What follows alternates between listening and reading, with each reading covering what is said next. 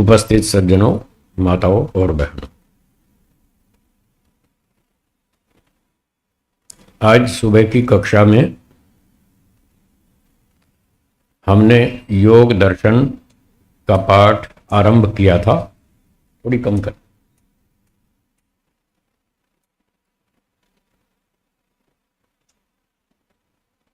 महर्षि पतंजलि जी ने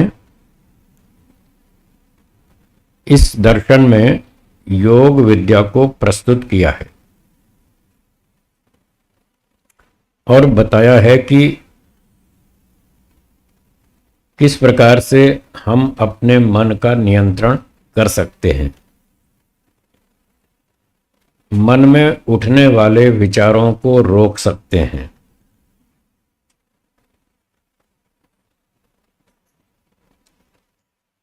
तो सुबह की कक्षा में हमने 3 सूत्रों का अध्ययन किया था। पहले सूत्र में बताया था कि अब हम योग शास्त्र को आरंभ करते हैं।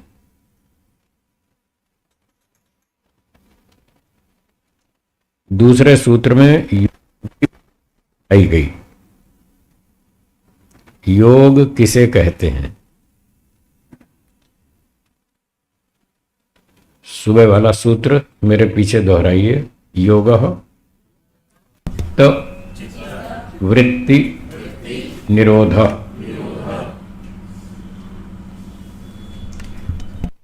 हिंदी अनुवाद बोलेंगे, चित्त की वृत्तियों को रोक देना योग है।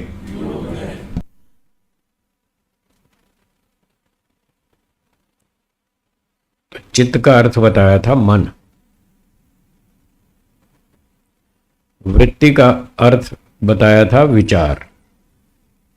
मन में उठने वाले विचार, इन विचारों को कहेंगे चित्त वृत्ति। सुबह से रात तक मन में विचार चलते रहते हैं। जो सांसारिक विचार चलते रहते हैं, इनका नाम है वृत्ति। तो महर्षि पतंजलि जी कहते हैं चित्त वृत्ति निरोधः। मन में उठने वाले सांसारिक विचारों को रोको। निरोध, रोकना, इसका नाम योग है। इसका फल बताया तीसरे सूत्र में, तदा द्रष्टु स्वरूपे वस्थानम। जब योग सिद्ध हो जाता है तब दृष्टा के स्वरूप में स्थिति होती है। सुबह कितने दृष्टा बताए थे? 2। कौन कौन से? आत्मा और परमात्मा। ये 2 दृष्टा हैं, दोनों के स्वरूप में स्थिति होती है। योग का समानार्थक शब्द है समाधि। क्या दूसरा शब्द है? समाधि। तो योग की अवस्था में या समाधि की अवस्था में साधक व्यक्ति की स्थिति दृष्टा रूप में होती है।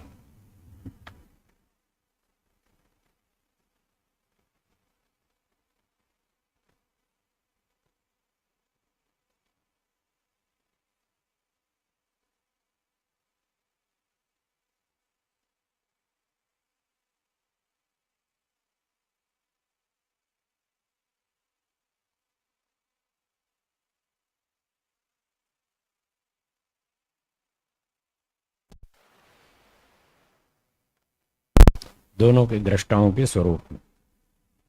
तो 2 प्रकार का योग है अथवा 2 प्रकार की समाधि है। पहली संप्रज्ञात समाधि, कौन सी?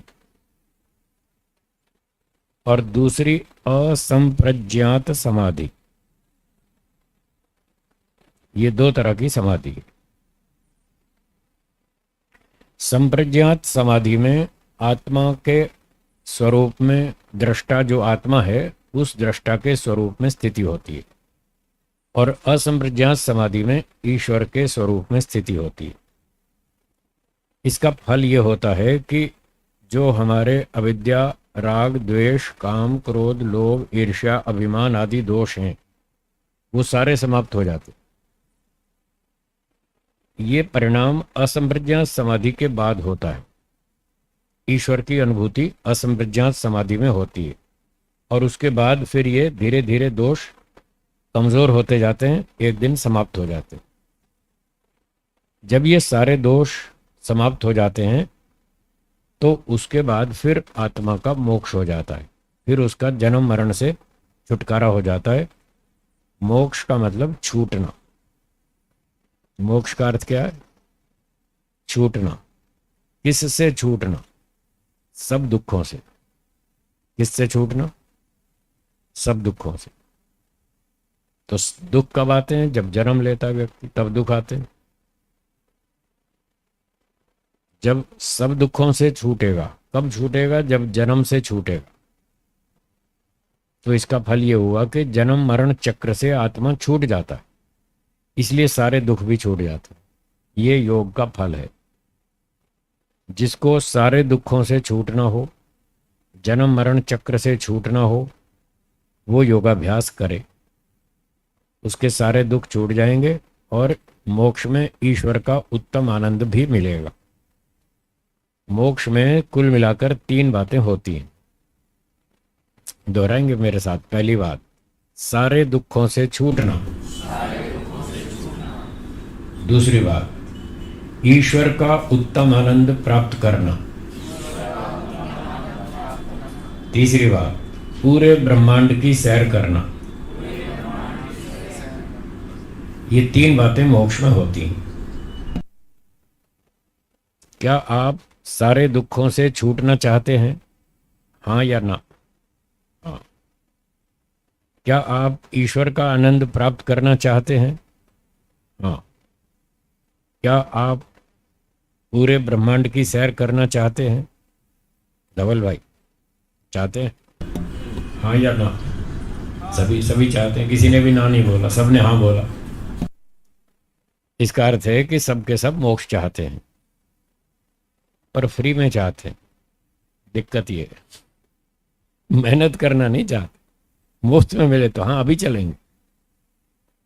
मुफ्त में कुछ मिलता है? नहीं मिलता। मुफ्त में नहीं मिलेगा, तपस्या करनी पड़ेगी।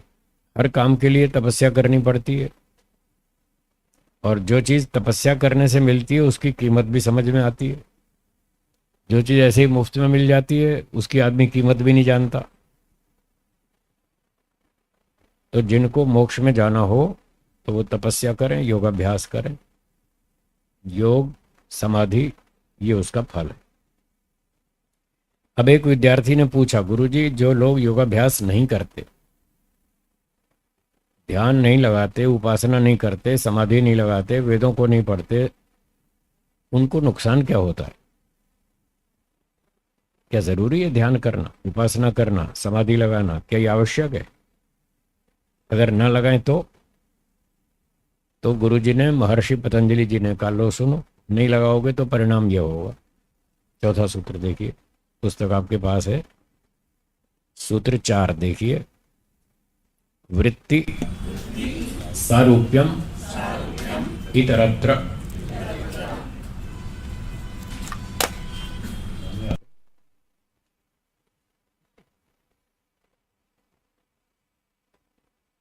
इतरत्र, इतर का मतलब भिन्न। इतर का मतलब भिन्न। इतरत्र, भिन्न अवस्था में। किससे भिन्न अवस्था में? समाधि से भिन्न अवस्था में। इतरत्र, इसका अर्थ हुआ समाधि से भिन्न अवस्था में।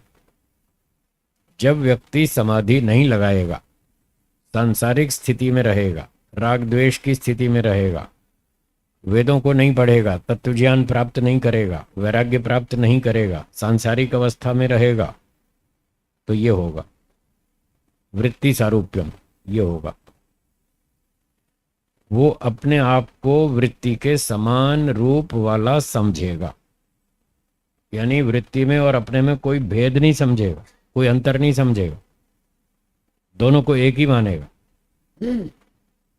वृत्ति के स्वरूप को और अपने स्वरूप को एक ही मानेगा, जबकि हैं दोनों अलग अलग।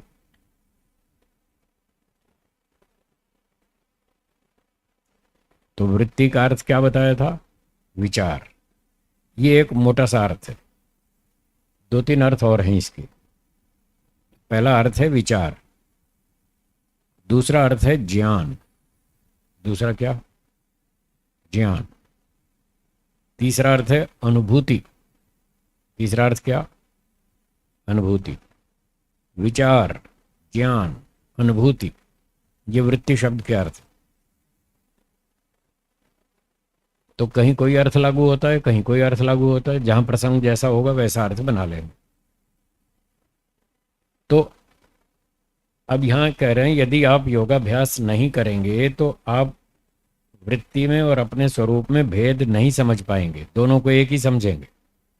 एक मोटा सा उदाहरण, एक व्यापारी थे, बड़े व्यापारी थे, उनका लाखों करोड़ों का बिजनेस था। उनको एक बार कोई दुर्घटना हो गई, 50 लाख का नुकसान हो गया। कितना नुकसान हुआ? 50 लाख का। 50 लाख तो बड़ी रकम, छोटी तो नहीं। तो 50 लाख का नुकसान हुआ तो झटका लगेगा ना। तो जब झटका लगा, उनको सूचना मिली कि सेठ जी आपका 50 लाख का नुकसान हो गया। तो समाचार सुनते ही कहने लगे, हाय मैं मर गया, हाय मैं लुट गया, हाय मैं बर्बाद हो गया, हाय मैं डूब गया। ऐसा अनुभव करते हैं कि नहीं करते हैं ना? मैं कौन हूं? शरीर या आत्मा? मैं कौन हूं? मैं शरीर से अलग हूं, मैं मकान से अलग हूं, पैसे से अलग हूं, संपत्ति से अलग हूं, मैं आत्मा हूं, इन जड़ पदार्थों से अलग हूं। हाँ या ना? लेकिन जब ये 50 लाख का नुकसान हुआ तो उसने क्या किया? हाय मैं मर गया, हाय मैं लुट गया, मैं लुट गया।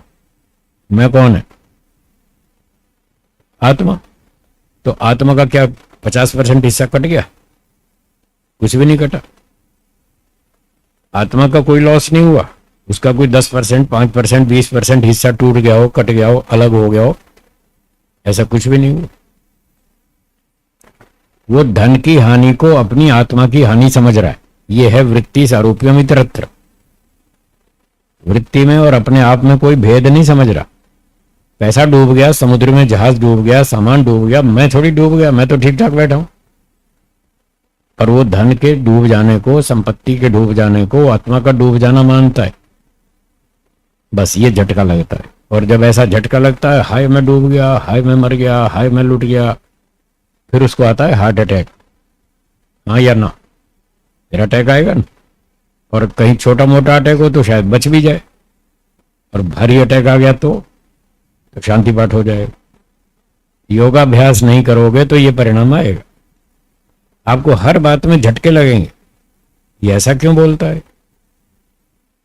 ठीक है, चल बड़ा, चलो इसको भी रख देते हैं।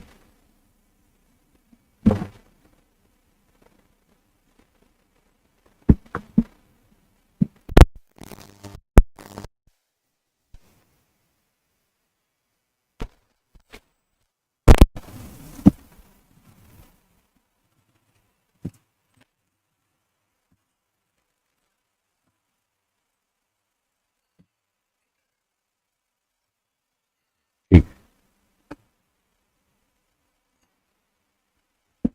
ओम ओम ओम। ठीक आ रही आवाज?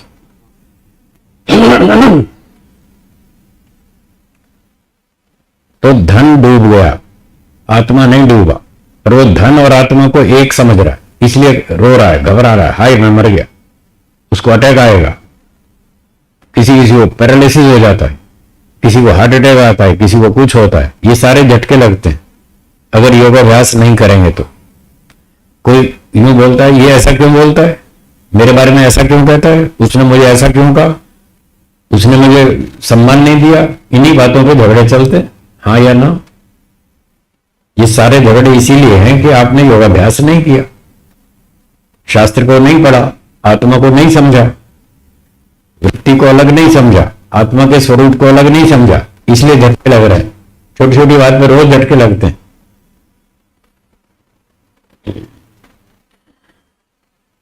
और जो व्यक्ति आत्मा को अलग समझता है, जड़ वस्तुओं को अलग समझता है, संपत्ति आत्मा से भिन्न वस्तु है, संपत्ति टूट जाने से, नष्ट हो जाने से आत्मा का कुछ नहीं बिगड़ता। अब ये बातें आपको पता नहीं कब समझ में आएंगी, हैं तो कठिन बातें सरल तो नहीं है, क्योंकि आप सारा दिन उसी सांसारिक विचारों में डूबे रहते हैं। आप इतनी मेहनत करके पैसे कमाए, आप कहते पैसे डूब गए तो तुम्हारा कुछ नहीं बिगड़ा। बिगड़ा कैसे नहीं? दुकानदारी का भट्ठा बैठ गया, आप कहते कुछ नहीं बिगड़ा हाँ, भट्ठा तो बैठ गया, वो तो ठीक है, नुकसान तो हुआ, पर आत्मा का कोई लॉस नहीं हुआ। ये पुस्तक है, अगर इसको कैंची से इधर से काट दें तो कुछ नुकसान होगा ना, इसका थोड़ा टुकड़ा कट के अलग हो जाएगा। जैसे पुस्तक को कैंची से काट दें तो उसके कुछ टुकड़ा अलग हो जाएगा, कुछ घट जाएगा। अगर 10-20 लाख का नुकसान हो जाए, 50 लाख का नुकसान हो जाए, तो आत्मा का भी कुछ कट के अलग हो जाएगा। ये समझना, हम इस बात को कहना चाहते हैं। धन की हानि हुई वो तो ठीक है, वो तो हम भी स्वीकार कर रहे हैं, पर उससे आत्मा का नुकसान नहीं हुआ, ये समझना है। आत्मा का कोई 10-20% टुकड़ा नहीं टूटा, ये समझना है। अगर इतना समझ में आ गया तो पैसे के नुकसान से आपको कोई झटका नहीं लगेगा, क्योंकि आप पैसा नहीं है, आप मकान नहीं है, आप स्कूटर नहीं है, आप कार नहीं है, आप कपड़े नहीं है, आप बंगला नहीं है, इन सब चीजों से अलग है। इनके टूटने से आपका कुछ नहीं बिगड़ता और इनके बढ़ जाने से आपका कुछ नहीं बढ़ता। किसी को 2 करोड़ का फायदा हो गया तो क्या आत्मा बढ़ गई उसकी? नहीं बढ़ी। तो पैसा मिल जाए तो खुश नहीं होगा और खो जाए तो दुखी नहीं होगा, तो किसी घटना का असर ही नहीं होगा। ये रिजल्ट आएगा इसका, अगर तत्व ज्ञान हो गया तो, अगर योगाभ्यास करेंगे तो ये रिजल्ट आएगा। किसी घटना का कोई प्रभाव ही नहीं पड़ेगा। आप जो बोलते हैं ना सम योग, सुख दुख में सम रहना, ये जो आप बोलते हैं ये ऐसे होता है, खाली बोलने से नहीं होता है, वो करने से होता है। इन बातों को समझने से होता है, अंदर तक उतारने से होता है। तो लोग छोटी छोटी बातों पर दुखी हैं। उसने मेरे बारे में ऐसा क्यों कह दिया, उसने ऐसा क्यों कह दिया। बस कह दिया तो आपका क्या टूट गया? बोलो, हाथ नहीं टूटा, उंगली नहीं कटी, कोई कान नहीं कट गया, आंख नहीं कटी, कुछ नहीं कटा, आप पूरे ठीक ठाक हैं। जब तक आपके शरीर पर हमला नहीं करता तब तक आपको कोई चिंता नहीं है। और शरीर पर हमला हो गया, हाथ पैर तोड़ डाला, उसके बाद भी आत्मा फिर भी सुरक्षित है। आप शरीर हैं या आत्मा? आत्मा। तो आत्मा का तो फिर भी कुछ नहीं बिगड़ता, कुछ भी बोलता रहे। लोग रोजाना भगवान को गाली देते हैं, हाँ या ना? क्यों जी प्रफुल्ल जी, भगवान को रोज गाली देते हैं ना? थोड़ी या ज्यादा? जितनी गाली रोज भगवान खाता है इतनी दुनिया में कोई भी नहीं खाता, सबसे ज्यादा गाली खाता है। अब वो यूं रोने बैठ जाए कि देखो सब मेरे बारे में ऐसा कह रहे हैं, ये लोग मेरे बारे में ऐसा कह रहे हैं, वो रोने बैठ जाता है क्या? तो मस्त रहता है, कहते रहो, उसके कहने से क्या होता है? कुछ नहीं होता। किसी के कहने से कुछ नहीं होता। आप जो हैं सो हैं, उसके कहने से आप बढ़ नहीं जाएंगे, उसके कहने से घट नहीं जाएंगे। अब लालचंद जी को कोई कहे कि लालचंद जी सीए पास है, तो क्या ऐसा कहने से वो सीए पास हो जाएंगे? नहीं होंगे। और प्रफुल्ल जी को कोई कहे 10वीं पास है, तो क्या ऐसा कहने से वो 10वीं पास हो जाएंगे? वो जो है सो हैं, आपके कहने से कुछ नहीं होता।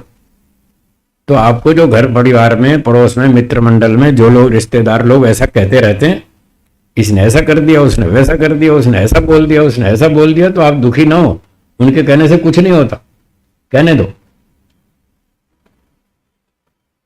अगर वो सच कह रहे हैं, कोई आपका दोष बता रहे हैं, तो उसको प्रेम से सुनो और अपना दोष ठीक करो। दुखी होने की क्या बात है? आर्य समाज का चौथा नियम याद है? किसी को याद हो तो बोलिए। चौथा नियम बोलिए। सत्य के ग्रहण करने और असत्य के छोड़ने में सर्वदा उद्यत रहना चाहिए। अगर कोई आप पे झूठा सच्चा आरोप लगा रहा है, आप में दोष है और वही दोष बता रहा है तो उसको स्वीकार करो ना। ये नियम दीवार पे लिखने के लिए, जीवन में उतारने के लिए। वो सच कह रहा है तो स्वीकार करो, और गलत कह रहा है तो मस्त रहो। आप गलती की नहीं तो टेंशन किस बात की। दोनों स्थितियों में आपको मस्त रहना है, खुश रहना है, दुखी नहीं होना, गुस्सा नहीं करना, शिकायत नहीं करनी, झगड़ा नहीं करना। अगर वो सच कह रहा है तो स्वीकार करो, उस दोष को दूर करो, और झूठ बोल रहा है तो कोई चिंता ही नहीं है। जब आपने गलती की नहीं तो टेंशन किस बात की, मस्त रहो, बोलते रहो। दुनिया रोज बोल रही है। मैं जब ट्रेन में जाता हूं लोग मुझे भिखारी समझते हैं, बताओ। मैं भिखारी हूं? मुझे बिना टिकट समझते हैं। कभी दुकान पे जाता हूँ फ्रूट लेने तो दुकान वाला कहता है चलो महाराज आगे चलो आगे चलो। वो मुझे भिखारी समझता है, तो मैं तो दुखी नहीं होता। उसके भिखारी समझ लेने से मैं भिखारी नहीं हो गया। कोई मुझे अनपढ़ समझता है तो मैं अनपढ़ नहीं हो गया। कोई बिना टिकट समझता है तो मैं बिना टिकट नहीं हो गया। फिर मैं काहे को दुखी हूं? मैं तो नहीं होता दुखी। अगर कोई मुझे बिना टिकट समझता है, कोई अनपढ़ समझता है, तो इसमें गलती उसकी है या मेरी है जी? उसकी है ना। अच्छा, गलती वो करे और दुखी मैं हूं, ये कौन सी अकल की बात है? जो गलती करता है उसको दुखी होना चाहिए, मैं क्यों दुखी हूं? यही फार्मूला आप भी सीख लीजिए। गलती कोई और कर रहा है, आप क्यों दुखी हो रहे? आपको दुखी नहीं होना है। ये फार्मूला आप भी सीख लीजिए। इसका नाम है योग। ये है योग।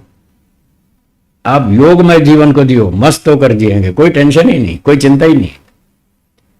कोई सच बोल रहा है तो ठीक है, स्वीकार करो। झूठ बोल रहा है तो परवाह नहीं है, बोलने दो।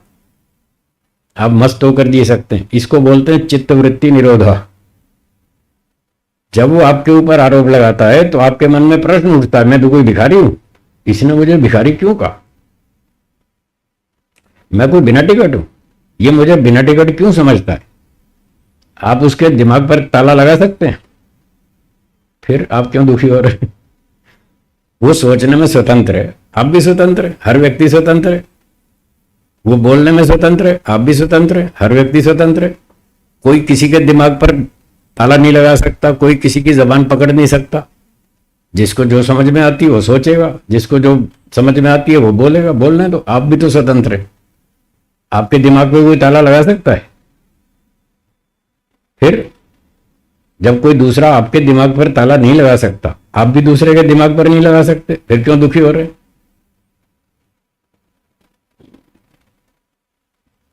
तो जब जब आपके मन में इस तरह के प्रश्न उठे तो उन विचारों को रोकना है। अगर आप नहीं रोक पाए तो सारी रात नींद नहीं आएगी। उसने मुझे ऐसा कहा क्यों?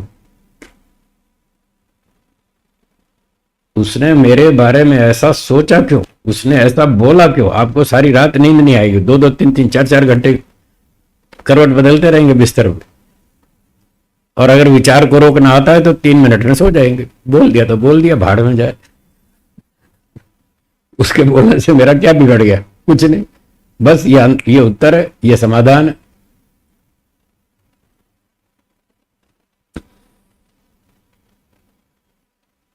क्या आप 100% किसी दूसरे की इच्छा से जी सकते हैं?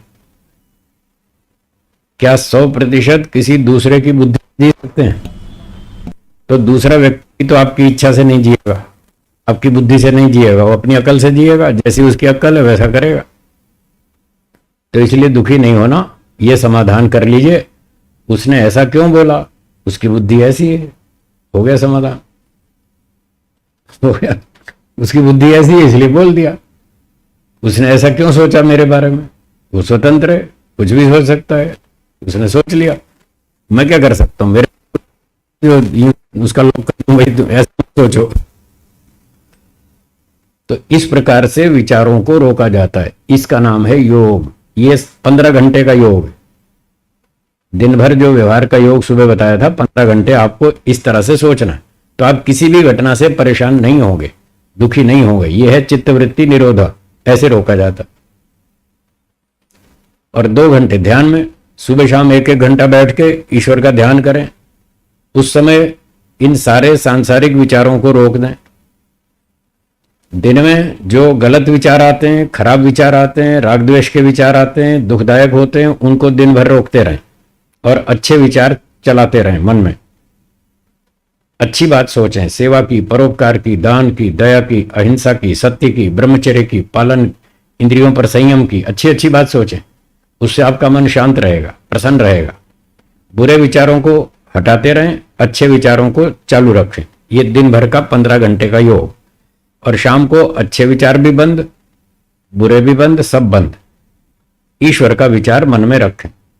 ईश्वर सच्चिदानंद स्वरूप, निराकार, सर्वशक्तिमान, न्यायकारी, दयालु, अजन्मा, अनंत, निर्विकार। ऐसे आर्य समाज के दूसरे नियम में ईश्वर के बहुत सारे गुण बताए हैं। उनका चिंतन करें, विचार करें। इसका नाम योग।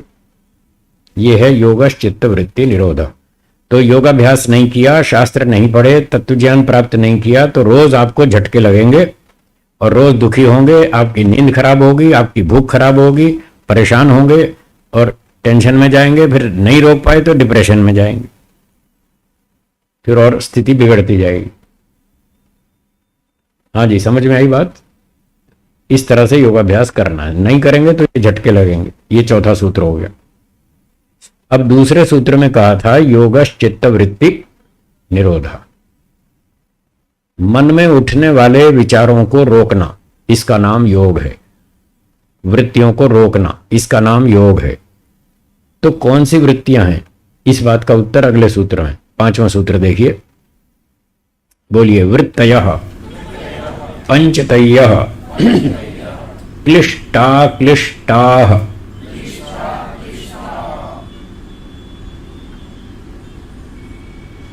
इस सूत्र में बता रहे हैं वृत्तयः, वृत्तियां, बहुवचन है वृत्तयः, वृत्तियां।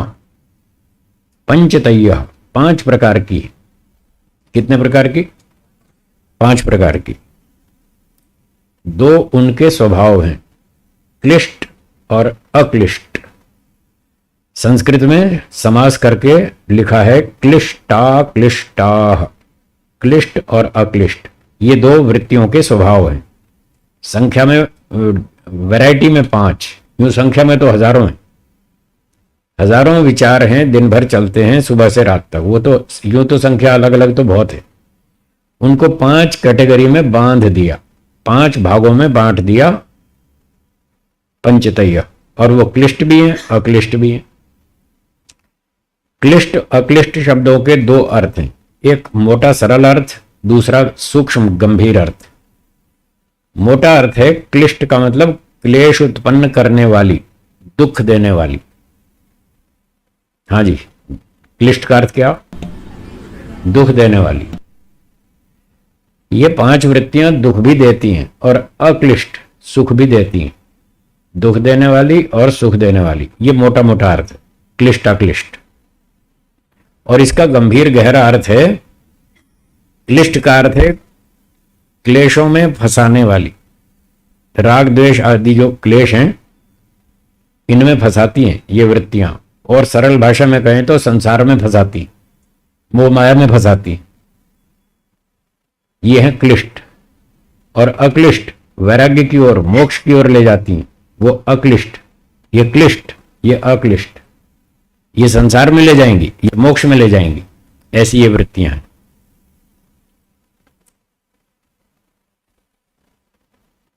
कौन कौन सी वृत्तियां हैं? छठा सूत्र देखिए, 5 वृत्तियों के नाम बताएंगे। बोलिए। प्रमाण, विपर्यय, विकल्प, निद्रा, स्मृतयः। ये 5 वृत्तियां हैं, उनके नाम बता दिए। पहली वृत्ति प्रमाण, दूसरी विपर्यय, तीसरी विकल्प, चौथी निद्रा, 5वीं स्मृति। ये 5 वृत्तियां हैं। एक एक का परिचय बताएंगे। अगला 7वां सूत्र देखिए, बोलिए। प्रत्यक्ष, अनुमान, आगमाः, प्रमाणानि। ये प्रमाण वृत्ति है जिसमें 3 विभाग हैं, प्रत्यक्ष, अनुमान और आगम। ये 3 प्रमाण वृत्तियां हैं। प्रमाण वृत्ति के तीन प्रकार, तीन भेद हैं, तीन वैरायटी। पहला बोलिए प्रत्यक्ष प्रमाण, दूसरा अनुमान प्रमाण, तीसरा आगम प्रमाण। न्याय दर्शन में आपने चार प्रमाण पढ़े थे, एक चौथा भी था उपमान प्रमाण। वो विषय अलग था, ये विषय अलग है, इसलिए उसको यहां छोड़ दिया। यहां मुख्य रूप से प्रमाण वृत्ति में तीन नाम बताए, प्रत्यक्ष, अनुमान और आगम। जिसको आपने वहां शब्द प्रमाण माना था वही यहां आगम है, सेम। तो प्रत्यक्ष भी वही है, अनुमान भी वही, और आगम वो शब्द प्रमाण। तीन प्रमाण मुख्य हैं जो कि वृत्ति के रूप में हमें बाधा डालते हैं।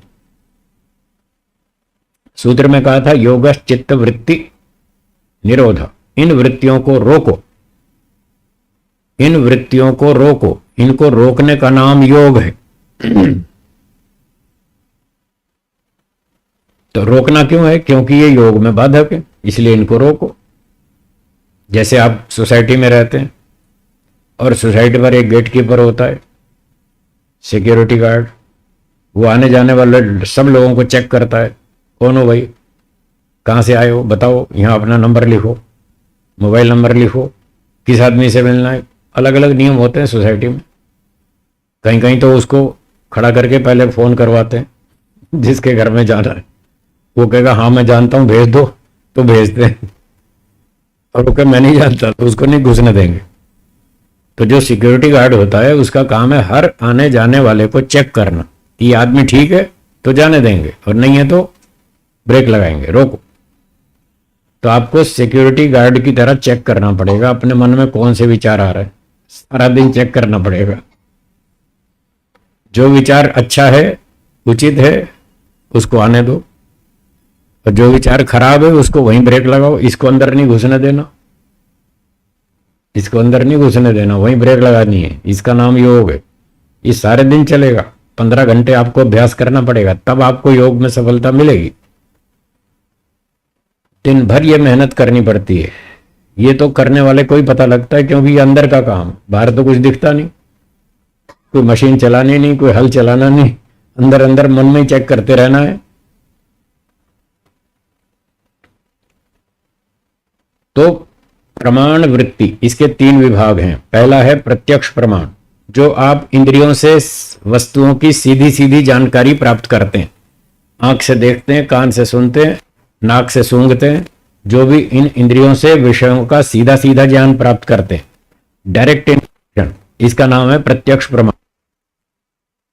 तो ये प्रत्यक्ष प्रमाण, ये सारे 5 वृत्तियां जो हैं ये सारी समाधि में बाधक हैं, इसलिए इनको रोकने को बोला। मन एक समय में एक ही काम करेगा, या तो संसार का काम करेगा या ईश्वर का ध्यान, दो में से एक ही हो सकता है। एक अब हमको यहां क्या करना है? ईश्वर का ध्यान करना है। तो जो चीजें ईश्वर के ध्यान में बाधक हैं उनको रोकना पड़ेगा, इसलिए कह रहे हैं रोको। व्यवहार काल में इन वृत्तियों से लाभ उठाना है। क्या बोला, दोहराइए। प्रत्यक्ष प्रमाण, आंख से देख के चलना, सड़क पे गड्ढे से बचना है, पत्थर से बचना है, कुत्ते से बचना है, गाय से बचना है, स्कूटर से बचना है, कार से बचना है, कोई टक्कर नहीं मार दे। व्यवहार काल में इन वृत्तियों से लाभ उठाना है। लेकिन उपासना काल में चित्तवृत्ति निरोध, समय बंद करना है। उस समय आंख फाड़ फाड़ के देखेंगे तो ध्यान नहीं होगा, उस समय आंख बंद रखे, कान से बाहर की बातें मत सुने। कौन बातें कर रहे हैं, कौन गप्पे मार रहे हैं, कोई गीत संगीत बजा रहा है, कोई ट्रक आ रहा है, कोई हॉर्न बजा रहा है, कोई कौवा कोयल बोल रहा है, उसकी बात मत सुनो। उस समय इन सबको बंद करना, चित्तवृत्ति निरोधा। अब नगर में ये बड़ा मुश्किल है। नगर में तो चारों तरफ शोर शराबा, वो हल्ला होता ही रहता है सारे दिन। स्कूटर, कार हॉर्न बजाते हैं, ट्रक वाले हॉर्न बजाते हैं, और क्या क्या सब गड़बड़ चलती रहती है। इसलिए नगरों में ये अभ्यास करना कठिन पड़ता है। तो वेदों में कहा जाओ जंगल में, वहां साधना करो, जिसको करनी हो रोजड़ में आ जाओ। वो रोजड़ इसीलिए बना है, वहां जाके साधना करो, वहां होती है साधना। उपहवरे गिरिनाम संगमे च नदीनाम धिया विप्रो अजायत। पहाड़ों की गुफाओं में, एकांत स्थानों में जाओ, जहां ये शोर शराबा ना हो, धूल धमाका ना हो, पोल्यूशन ना हो, हैं, और संसार के राग द्वेष आकर्षण ना हो, चमक दमक फैशनबाजी नाचना गाना ये सब ना हो। इसलिए एकांत में जाओ, वहां थोड़ा अभ्यास करो तो मन टिकेगा।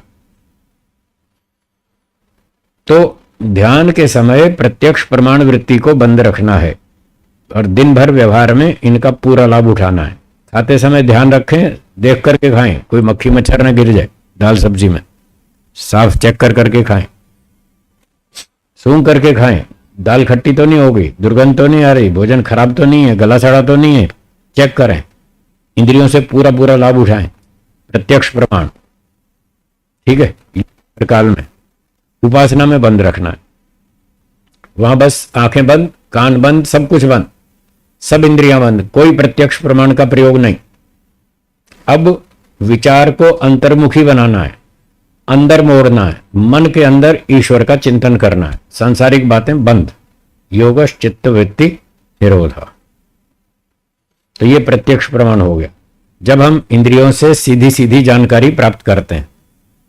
दूसरा अनुमान प्रमाण, प्रत्यक्ष में तो सीधी जानकारी, डायरेक्ट इंफॉर्मेशन, और अनुमान में इनडायरेक्ट इंफॉर्मेशन, सीधी परोक्ष होती है कुछ माध्यम से।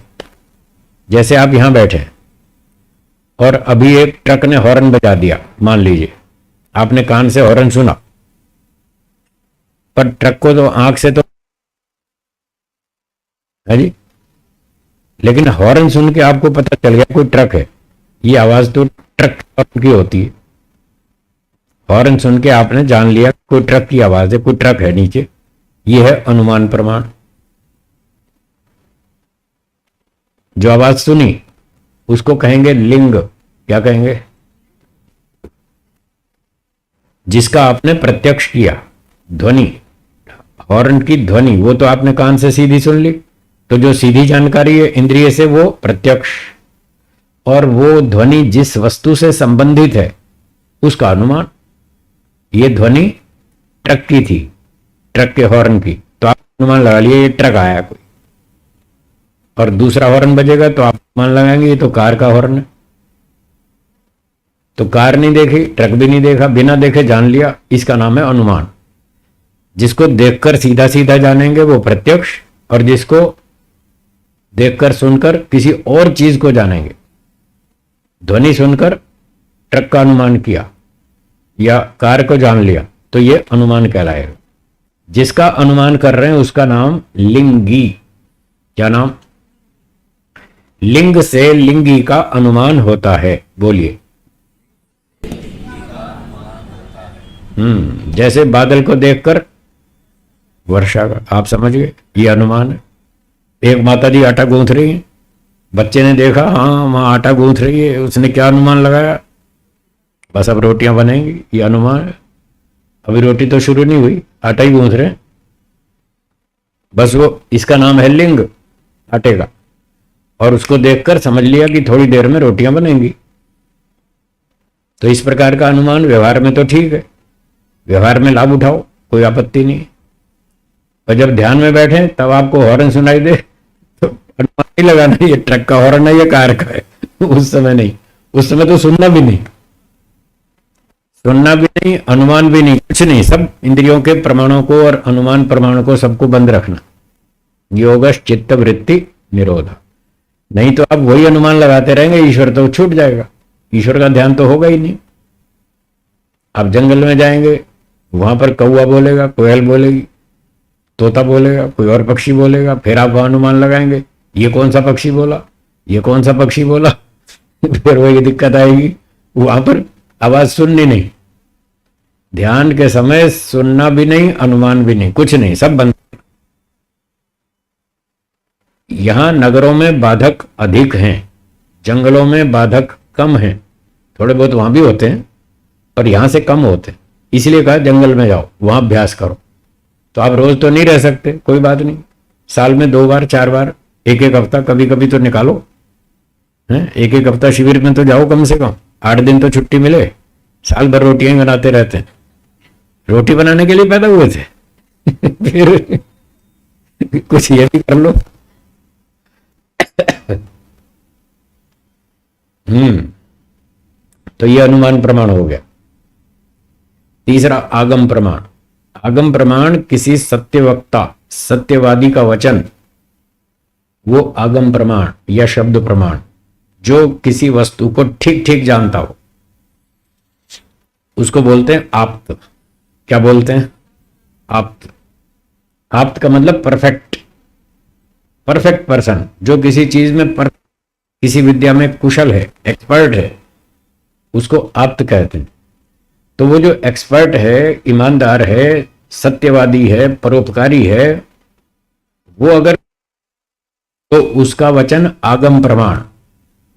जैसे एक व्यक्ति रोगी हो गया, अब उसको चिकित्सा करानी है, किसके पास जाना चाहिए? डॉक्टर के पास। तो डॉक्टर चिकित्सा के मामले में आप्त है, वो उस विद्या में परफेक्ट है, वो जानता है कि रोगी को कैसे डायग्नोज किया जाता है, इसको क्या रोग है, वो जानकारी करना वो जानता है। तो रोगी के लिए डॉक्टर का वचन आगम प्रमाण। डॉक्टर उसका परीक्षण करेगा और आपको ये रोग है और आपको ये करना चाहिए, ऐसे ऐसे करना चाहिए, ये खाना चाहिए, ये नहीं खाना चाहिए, हेज है, ये दवाई है, सुबह दोपहर शाम 3 बार दवाई खाओ, 2 दिन खाओ, फिर तीसरे दिन आना, फिर हम आगे चेक करेंगे, फिर आगे बताएंगे। अगर रोगी डॉक्टर के आदेश का, वचन का पालन कर ले तो वो ठीक हो जाएगा या नहीं? हो जाएगा ना। तो उस डॉक्टर का वचन चिकित्सा के मामले में शब्द प्रमाण, आगम प्रमाण। तो ये प्रमाण है, प्रमाणों से काम करना चाहिए। अगर रोगी डॉक्टर की बात नहीं मानेगा तो क्या वो ठीक हो जाएगा? नहीं होगा। तो नुकसान किसको है, डॉक्टर को या रोगी को? रोगी को। दर्जी कपड़े सिलने में आप्त। अब कपड़े सिलना आपको सीखना है तो दर्जी के पास जाओ, अगर वो स्वीकार कर ले, ठीक है मैं आपको सिखा दूंगा, तो फिर वो जैसे सिखाए वैसे सीखो। तो अकाउंट सीखना है तो चार्टर्ड अकाउंटेंट के पास जाए, उससे पूछो जी मुझे अकाउंट लिखना सिखा दो, वो सिखा देगा, उस मामले में वो आप्त है। एक कार मैकेनिक है, कार खराब हो तो उसका आप्त कौन है? Car mechanic. वो बताएगा कि कार में क्या खराबी और कैसे ठीक होगी। अगर हम उसकी तो हमको लाभ होगा या नहीं? होगा ना। तो इस प्रकार से जो आप्त व्यक्ति है, जिस विषय को जानता है, उसकी बात माननी चाहिए या नहीं माननी चाहिए? माननी चाहिए। अगर मानेंगे तो लाभ होगा, नहीं मानेंगे तो नुकसान, आपको नुकसान। तो यहां समाज में बहुत सारे एक्सपर्ट लोग हैं, अलग अलग फील्ड के एक्सपर्ट है। कोई डॉक्टर है, कोई इंजीनियर है, कोई पायलट है, कोई वकील है, कोई साइंटिस्ट है, कोई वेद का विद्वान है, कोई दर्शन का विद्वान है, कोई अलग अलग क्षेत्रों के अलग अलग विद्वान है। अगर वो अपनी विद्या को ठीक से जानते हैं, सत्यवादी हैं, परोपकारी हैं, तो वो उनकी बात मान लेनी चाहिए। जो मान लेगा वो मजा करेगा, व्यवहार काल में वो सुखी रहेगा। तो व्यवहार काल में तो इन प्रमाणों का लाभ उठा लो। अब आपको ईश्वर के बारे में जानना है कि ईश्वर कैसा है, तो शब्द प्रमाण का सहयोग लेना पड़ेगा। सबसे बड़ा आप्त ईश्वर है। सबसे बड़ा आप्त कौन है? ईश्वर। ईश्वर परफेक्ट है, हर चीज में परफेक्ट है। वो तो हर बात को ठीक ठीक जानता है, परोपकारी भी है, सत्यवादी भी है। ये 3 लक्षण हैं आपके। वस्तु के स्वरूप ठीक से जानता हो, पहली बात। वस्तु के स्वरूप को ठीक से जानता हो, उसका ज्ञान ठीक होना चाहिए। दूसरा, वो परोपकारी होना चाहिए, बताना चाहता हो, सिखाना चाहता हो, दूसरे का भला करना चाहता हो। और तीसरी बात, सत्यवादी हो, सच बोलता हो। बहुत से लोग झूठ भी बोलते हैं। जो झूठ बोलते हैं उनका वचन प्रमाण नहीं है, वो आप्त नहीं है। ये 3 शर्तें हैं आप्त की। ईश्वर में ये तीनों बातें कंप्लीट हैं। उसका ज्ञान भी शुद्ध है, परोपकारी भी है और सत्यवादी भी है। इसलिए सबसे बड़ा आप्त ईश्वर है। और ईश्वर का वचन आगम प्रमाण, ये 4 वेद, ये वेद रखें, 4 वेद ये ईश्वर का वचन है, इससे लाभ उठाओ। इसलिए हम कहते हैं वेद पढ़ो तो आपको सच्चाई का पता चले कि ये संसार क्या है, आत्मा क्या है, ईश्वर क्या है, सब पता चलेगा। इन वेदों के प्रमाण से फटाफट जान लेंगे। कुछ आपके घर में बड़े लोग हैं, वडील लोग हैं, सीनियर हैं, दादाजी, पिताजी, दादाजी, जिनका बहुत लंबा अनुभव है जीवन का, वो बहुत कुछ बातें जानते हैं, बहुत सारा उन्होंने मार भी खाई है और मार खा खा के बहुत सारा सीख लिया। अब जिन क्षेत्रों में पिताजी ने, दादाजी ने गलतियां कर करके मार खा खा के सीख लिया, वो अब उस विषय में आप्त हैं। उन गलतियों से अपने बच्चों को, बेटों को, पोतों को बचाना चाहते हैं। जानते भी ठीक हैं और अपने बच्चों को बचाना भी चाहते हैं, और वो सही सही बताते हैं, बेटा ऐसी गलती मत करना। तो बच्चों को अपने बड़ों की बात माननी चाहिए या नहीं? अगर मानेंगे तो फायदा होगा या नहीं, और नहीं मानेंगे तो नुकसान। फिर मार खाएंगे, फिर वही मार खुद खाएंगे, फिर बाद में उनको भी अकल आ जाएगी 50 साल में। कम से कम उतना लाभ तो उठा लो जितना आपके पिताजी ने, दादाजी ने गलती सीखा। कम उतनी गलतियां तो मत करो, तो कोई ना कोई होती रहेगी, कोई और दूसरी गलतियां कर लेना, कम से कम वो गलतियां तो मत करो जो आपके पिताजी, दादाजी मार खा चुके। क्यों जी, ठीक कह रहा हूं? इतनी गलतियों से तो बचो। तो बुद्धिमान लोग अपने वडीलों की बात मान लेते। तो आज ही मैंने सुविचार भेजा था, जो अपने वडीलों की बात नहीं मानते, फिर बाद में उनको वकीलों की सलाह लेनी पड़ती है। जो वडीलों की सलाह नहीं लेते, उनको वकीलों की सलाह लेनी पड़ती है, फिर लड़ाई झगड़े होंगे और क्या हो। तो वो आप्त वचन है, शब्द प्रमाण है, व्यवहार काल में इससे लाभ उठाना, पर ध्यान उपासना में बंद। उपासना के समय तीनों प्रमाण बंद, प्रत्यक्ष प्रमाण भी बंद, अनुमान भी बंद, आगम प्रमाण भी बंद। उस समय केवल ईश्वर का चिंतन करना और कुछ नहीं। इसका नाम है योग। तो ये था योगश चित्त वृत्ति निरोधा। एक वृत्ति प्रमाण वृत्ति, जिसके 3 विभाग, प्रत्यक्ष, अनुमान और आगम। समझ में आ गया? आगे चलो। दूसरी वृत्ति विपर्यय। 8वां सूत्र देखिए और बोलिए। विपर्ययो मिथ्या ज्ञानम अतद्रूप प्रतिष्ठम।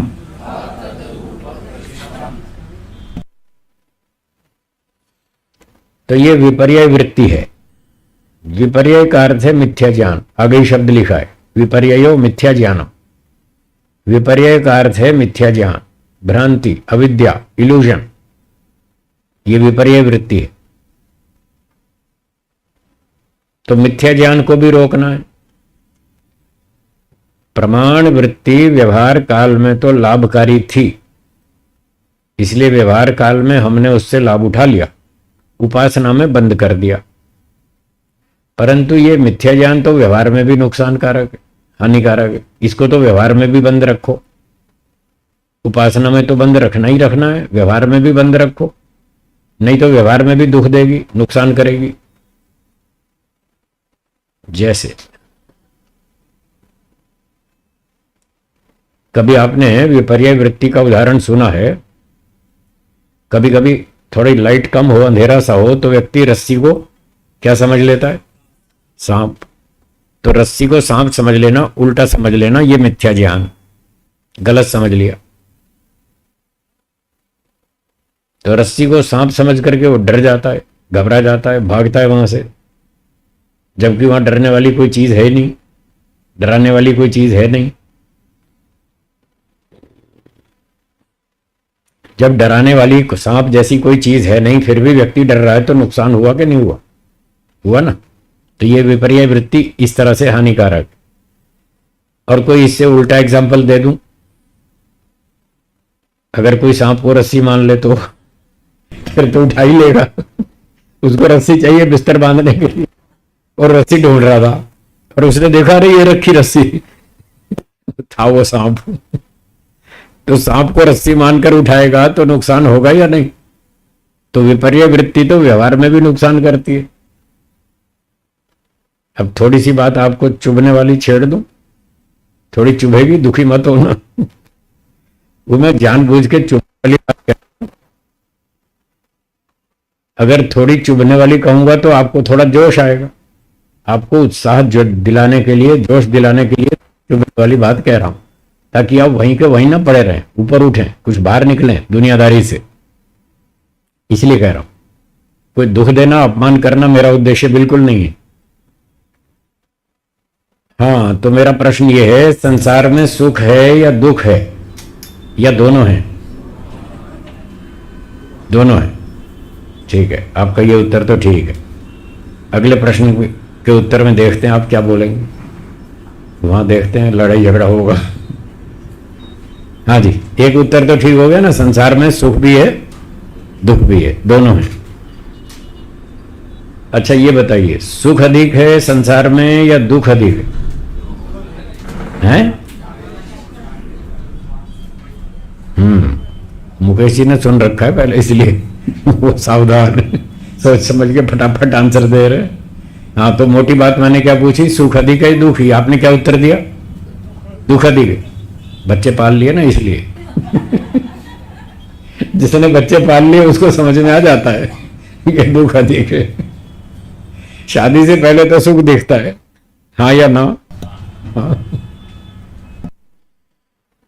शादी करने से पहले तो सुख दिखता है, अधिक है, पर शादी के बाद 2-3 बच्चे हो जाएं बस, फिर पता चल जाता है कितना सुख और कितना दुख है। 50 साल की उम्र तक तो समझ में आ ही जाता है। 25 वर्ष की उम्र में, जवानी में व्यक्ति को दिखता है संसार में बहुत सुख है, और 50 तक आते आते फिर उसका अनुभव बिल्कुल उल्टा हो जाता है। जैसे आप व्यायाम में शीर्षासन करते हैं ना, सर नीचे पांव ऊपर, तो यहां पर वो जो मान्यता 25 साल वाली थी, 50 तक आते उसका शीर्षासन हो जाता है। 25 साल की उम्र में व्यक्ति सोचता है संसार में बहुत सुख है। दुख क्या है? दुख तो कुछ है ही नहीं, खाओ पियो मजा करो, मजबूत है, जवान है, भागो दौड़ो कमाओ, डांस करो, पार्टी में जाओ, क्या तकलीफ? कुछ नहीं, ऐसे ऐसे दिखता है। क्यों जी, ठीक कह रहा हूं? और 50 की उम्र तक आते आते आते फिर व्यक्ति का अनुभव ये हो जाता है, भाई उतना सुख तो नहीं है जितना हमने सोचा था। उतना सुख तो नहीं मिला, शादी के बाद गृहस्थी में उतना सुख तो नहीं मिला जितना हमने सोचा था 25 साल की उम्र में। और दुख तो सोचा ही नहीं था कि दुख भी आएगा, और किसी ने सोचा भी हो कि थोड़ा बहुत दुख आएगा, चलो इतना तो चलेगा, 5-10% दुख आएगा, इतना तो चलेगा, पर 80-90% तो सुख मिलेगा ना, ऐसा सोच के व्यक्ति शादी कर लेता है। और 50 की उम्र में आते आते वो ये सोचता है कि उतना सुख तो नहीं मिला जितना सोचा था, और जितना दुख सोचा था उससे कई गुना अधिक भोगना पड़ा। हाँ या ना? ठीक है ना? तो बस सच्चाई तो ये है, सच्चाई तो ये है कि दुख अधिक भोगना पड़ा, सुख कम मिला, और सोचते क्या था, दुख अधिक है। बस इसका नाम है मिथ्या ज्ञान। ये प्रसंग से मैंने सुनाई बात, के पाठ की बात है, हाँ, कोई मनोरंजन की बात नहीं है। ये पाठ की बात है। तो संसार में दुख अधिक है और व्यक्ति सोचता है सुख अधिक है, ये मिथ्या ज्ञान है, विपर्य वृत्ति है, इसको रोकना पड़ेगा, इस मिथ्या ज्ञान को हटाना पड़ेगा, इसके स्थान पर वास्तविक ज्ञान को स्थापित करना पड़ेगा यहां मन में, बुद्धि में। यही सोच के चलना शुरू से, संसार में दुख अधिक है, सुख कम और दुख अधिक है। तो फिर जब दुख अधिक है तो आपको संसार में रुचि रहेगी? हैं? नहीं रहेगी ना। तो जब संसार से रुचि हटेगी तभी तो ईश्वर में टिकेगी, तभी तो मन ईश्वर में टिकेगा। अगर संसार में सुख दिखता है तो संसार में रुचि बनी रहेगी। यह मनुष्य का मनोविज्ञान है, जहां उसको सुख दिखता है उसका मन वहां भागता है। हाँ या ना? जहां सुख दिखता है वहीं तो मन भागता है ना, उसी वस्तु को प्राप्त करने की, और जिसकी इच्छा होती है उसके लिए प्रयत्न करता है। सुबह बताया था, इच्छा और प्रयत्न से विचार उठता है। जब संसार में सुख दिखता है तो फिर संसार की बात सोचेगा, खाने की, पीने की, पार्टी, फैशन, डांस, बस संगीत, यही बातें आएंगी दिमाग में। तो ये विपर्य वृत्ति को भी रोकना है। ये दूसरी वृत्ति हुई, सूत्र का विपर्यो मिथ्या ज्ञानम।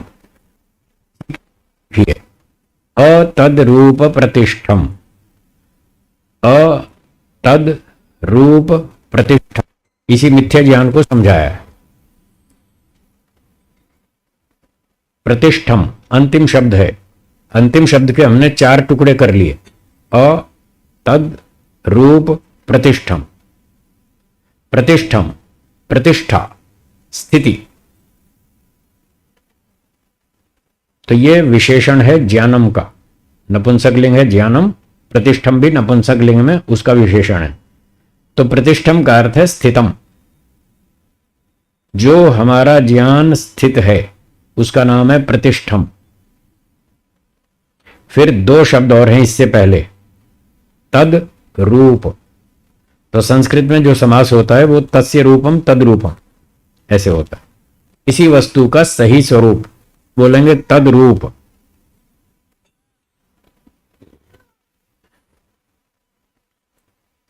तद रूप का अर्थ हुआ किसी वस्तु का सही स्वरूप। जैसे सांप को सांप समझना, रस्सी को रस्सी समझना, ये सही स्वरूप। और हमारा ज्ञान वैसा ही है।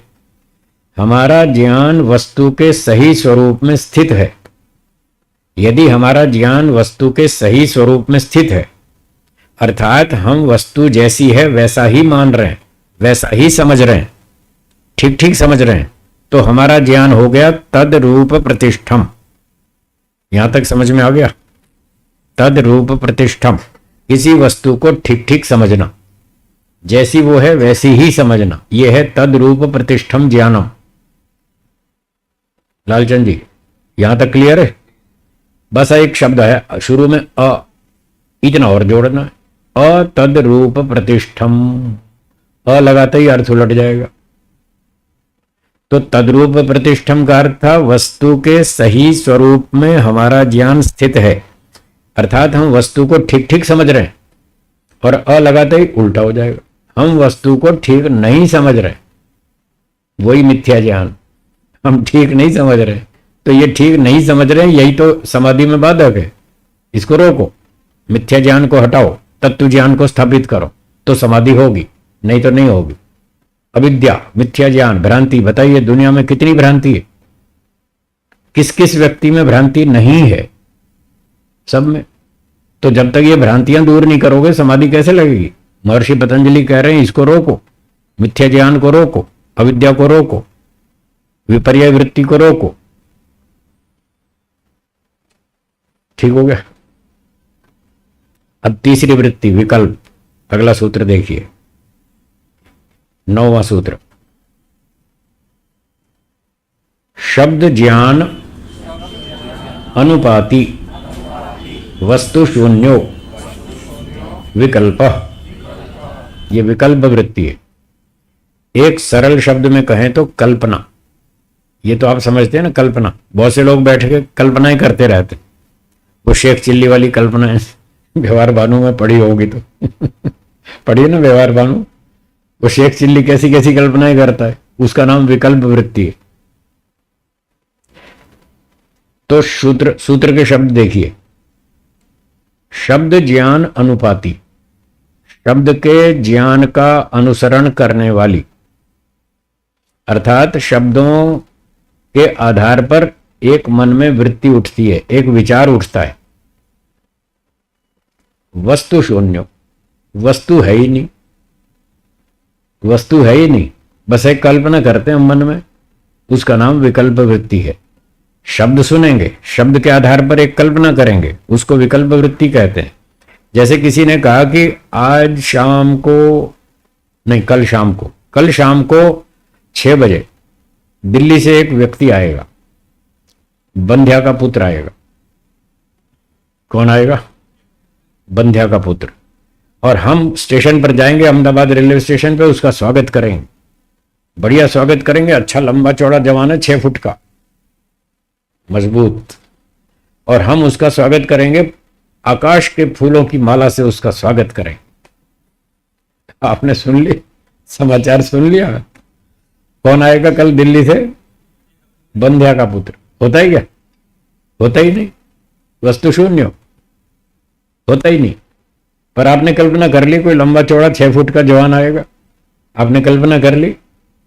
तो ये बंध्या का पुत्र शब्द तो है, शब्द को हमने सुना और इससे मन में एक विचार उत्पन्न हुआ कि हाँ एक कोई लंबा चौड़ा जवान आएगा।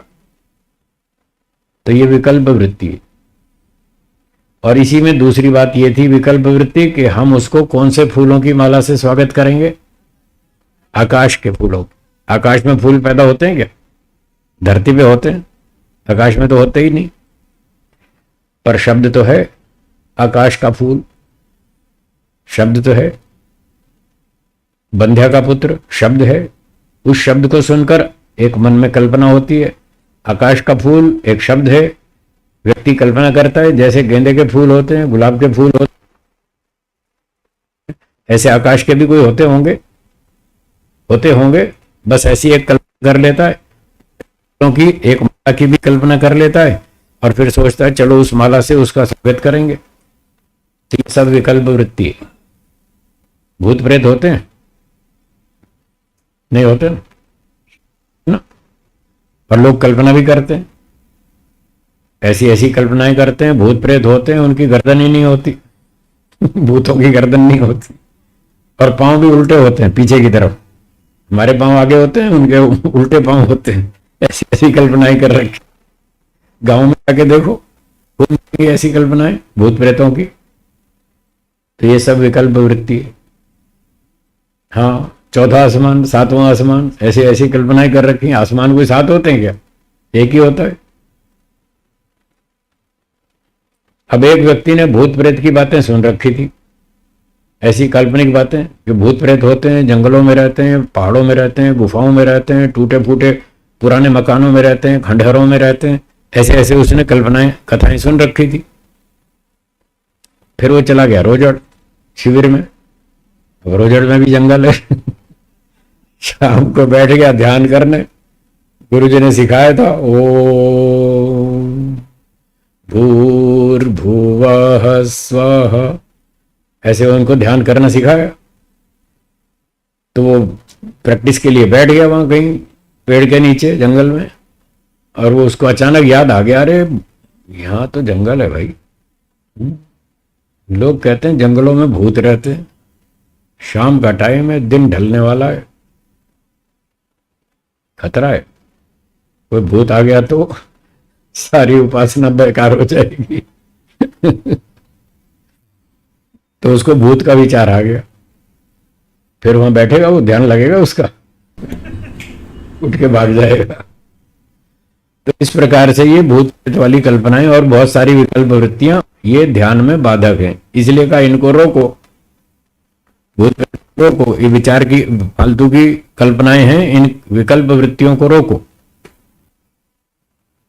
ठीक है जी। इस तरह से ये योगाभ्यास में बाधक हो जाती हैं। चलिए, ये हो गई तीसरी वृत्ति। चौथी वृत्ति है निद्रा। 10वां सूत्र देखिए और बोलिए। अभाव प्रत्यय आलंबना वृत्तिर निद्रा। ये चौथी वृत्ति है निद्रा, 5 में से चौथी। तो निद्रा तो आप जानते ही, रात को सो ही जाते हैं, सो जाते हैं, अच्छी नींद आती है, बढ़िया 5-6 घंटे तो आधी आ ही जाती है। और कभी कभी ध्यान में भी नींद आती है, ध्यान करते करते भी आदमी सो जाता ही हूं। फिर थोड़ा सीधा होता है, फिर थोड़ी देर बाद उसको फिर झटका आता है, नींद में आता है ना। तो ये निद्रा वृत्ति है। चित्त वृत्ति, निद्रा को रोको, ध्यान के समय रोको। जैसे प्रमाण वृत्ति बताई थी शुरू में, पहली वाली प्रमाण वृत्ति का व्यवहार में तो रात तक प्रत्यक्ष प्रमाण, अनुमान प्रमाण, आगम प्रमाण, व्यवहार में तो इनका लाभ उठाना है। लेकिन उपासना में योगश चित्त वृत्ति निरोधा, ध्यान के समय बंद करना। यही बात निद्रा के विषय। रात को 6 घंटे सोना, घंटे नहीं रोकना निद्रा को, 6-7 घंटे तो सोना है। जब ध्यान में बैठे आधा घंटा 1 घंटा, उस समय रोकना। उस समय नींद नहीं आनी चाहिए। अगर नींद आई तो ईश्वर छूट जाएगा। ईश्वर का ध्यान करोगे तो नींद नहीं आएगी, उसको रोकना पड़ेगा। 2 काम एक साथ नहीं हो सकते, एक समय में एक ही होगा। तो उस समय नींद नहीं आनी चाहिए। आती हो तो पानी छिड़को, आचमन करो, पानी पी लो, थोड़ा सा थोड़ा छिड़क लो, सावधान होकर बैठो, कमर सीधी रखो। प्राय लोग झुक करके बैठते हैं ऐसे। जब ऐसे कमर झुका के बैठेंगे तो फिर तो नींद आएगी, जल्दी आएगी, और कमर सीधी रखेंगे तो फिर जल्दी से नहीं आएगी। तो इस प्रकार से ध्यान में बैठना है कि निद्रा न आए, सावधान होकर बैठें, थोड़ी ईश्वर में रुचि भी हो। जिस काम में रुचि नहीं होती उसमें भी नींद आती है, जिसमें रुचि होती है उसमें कोई नींद नहीं आती। हम कई बार देखते हैं लोग सत्संग में आते हैं और पीछे पीछे बैठ जाते हैं, सो जाते हैं। वो सोने के लिए आते हैं, वो पीछे पीछे ही बैठते हैं। वो सोचते हैं आगे बैठ गए तो आगे तो जगा देंगे हमको, तो फिर हम सो नहीं पाएंगे। फिर सोने का लाभ लेने के लिए वो पिछली सीट चुनते हैं, वहां जाके बैठ जाते हैं, आराम से सोते रहते हैं। पर मैं बीच बीच में जगाता रहता हूं, प्राय सोने नहीं देता, और मेरी नजर पड़ जाएगी हाँ ये सो रहा है तो फिर उसको जगा देता हूं। और कुछ कुछ चुटकुले भी सुनाता रहता हूं, हंसी भी सुनाता रहता हूं, मजाक करता रहता हूं, कुछ थोड़ी चुभने वाली बात भी सुना देता हूं, तो उससे लोगों को नींद नहीं आती। और कभी कभी प्रश्न पूछ लेता हूं, तब भी नींद गायब हो जाती है। तो पूछता रहता हूं, लोग जागते रहते हैं, समाधान चलता रहता है। तो निद्रा जो है 6-7 घंटा सो जाएं रात को। उपासना में नींद नहीं आनी चाहिए, उस समय सावधान रहें। ठीक है। तो सूत्र क्या कह रहा है? अभाव। अभाव माने न होना। अभाव का अर्थ क्या है? न होना। किसका न होना? दो स्थितियों का न होना। मोटी मोटी 3 अवस्थाएं आप जानते हैं, जागृत, स्वप्न, सुषुप्ति। ये 3 शब्द सुने ना? तो पहली जागृत अवस्था, दूसरी स्वप्न अवस्था, और तीसरी सुषुप्ति। तो यहां सुषुप्ति की बात चल रही है, निद्रा सुषुप्ति एक ही बात है। तो 3 में से एक समय में एक ही स्थिति हो सकती है, या तो जागृत होगी, या स्वप्न होगी, या सुषुप्ति होगी। 3 में से कोई एक होगी। अब बात चल रही है सुषुप्ति की, निद्रा की। तो जब निद्रा होगी तब ये 2 नहीं होंगी, जागृत और स्वप्न।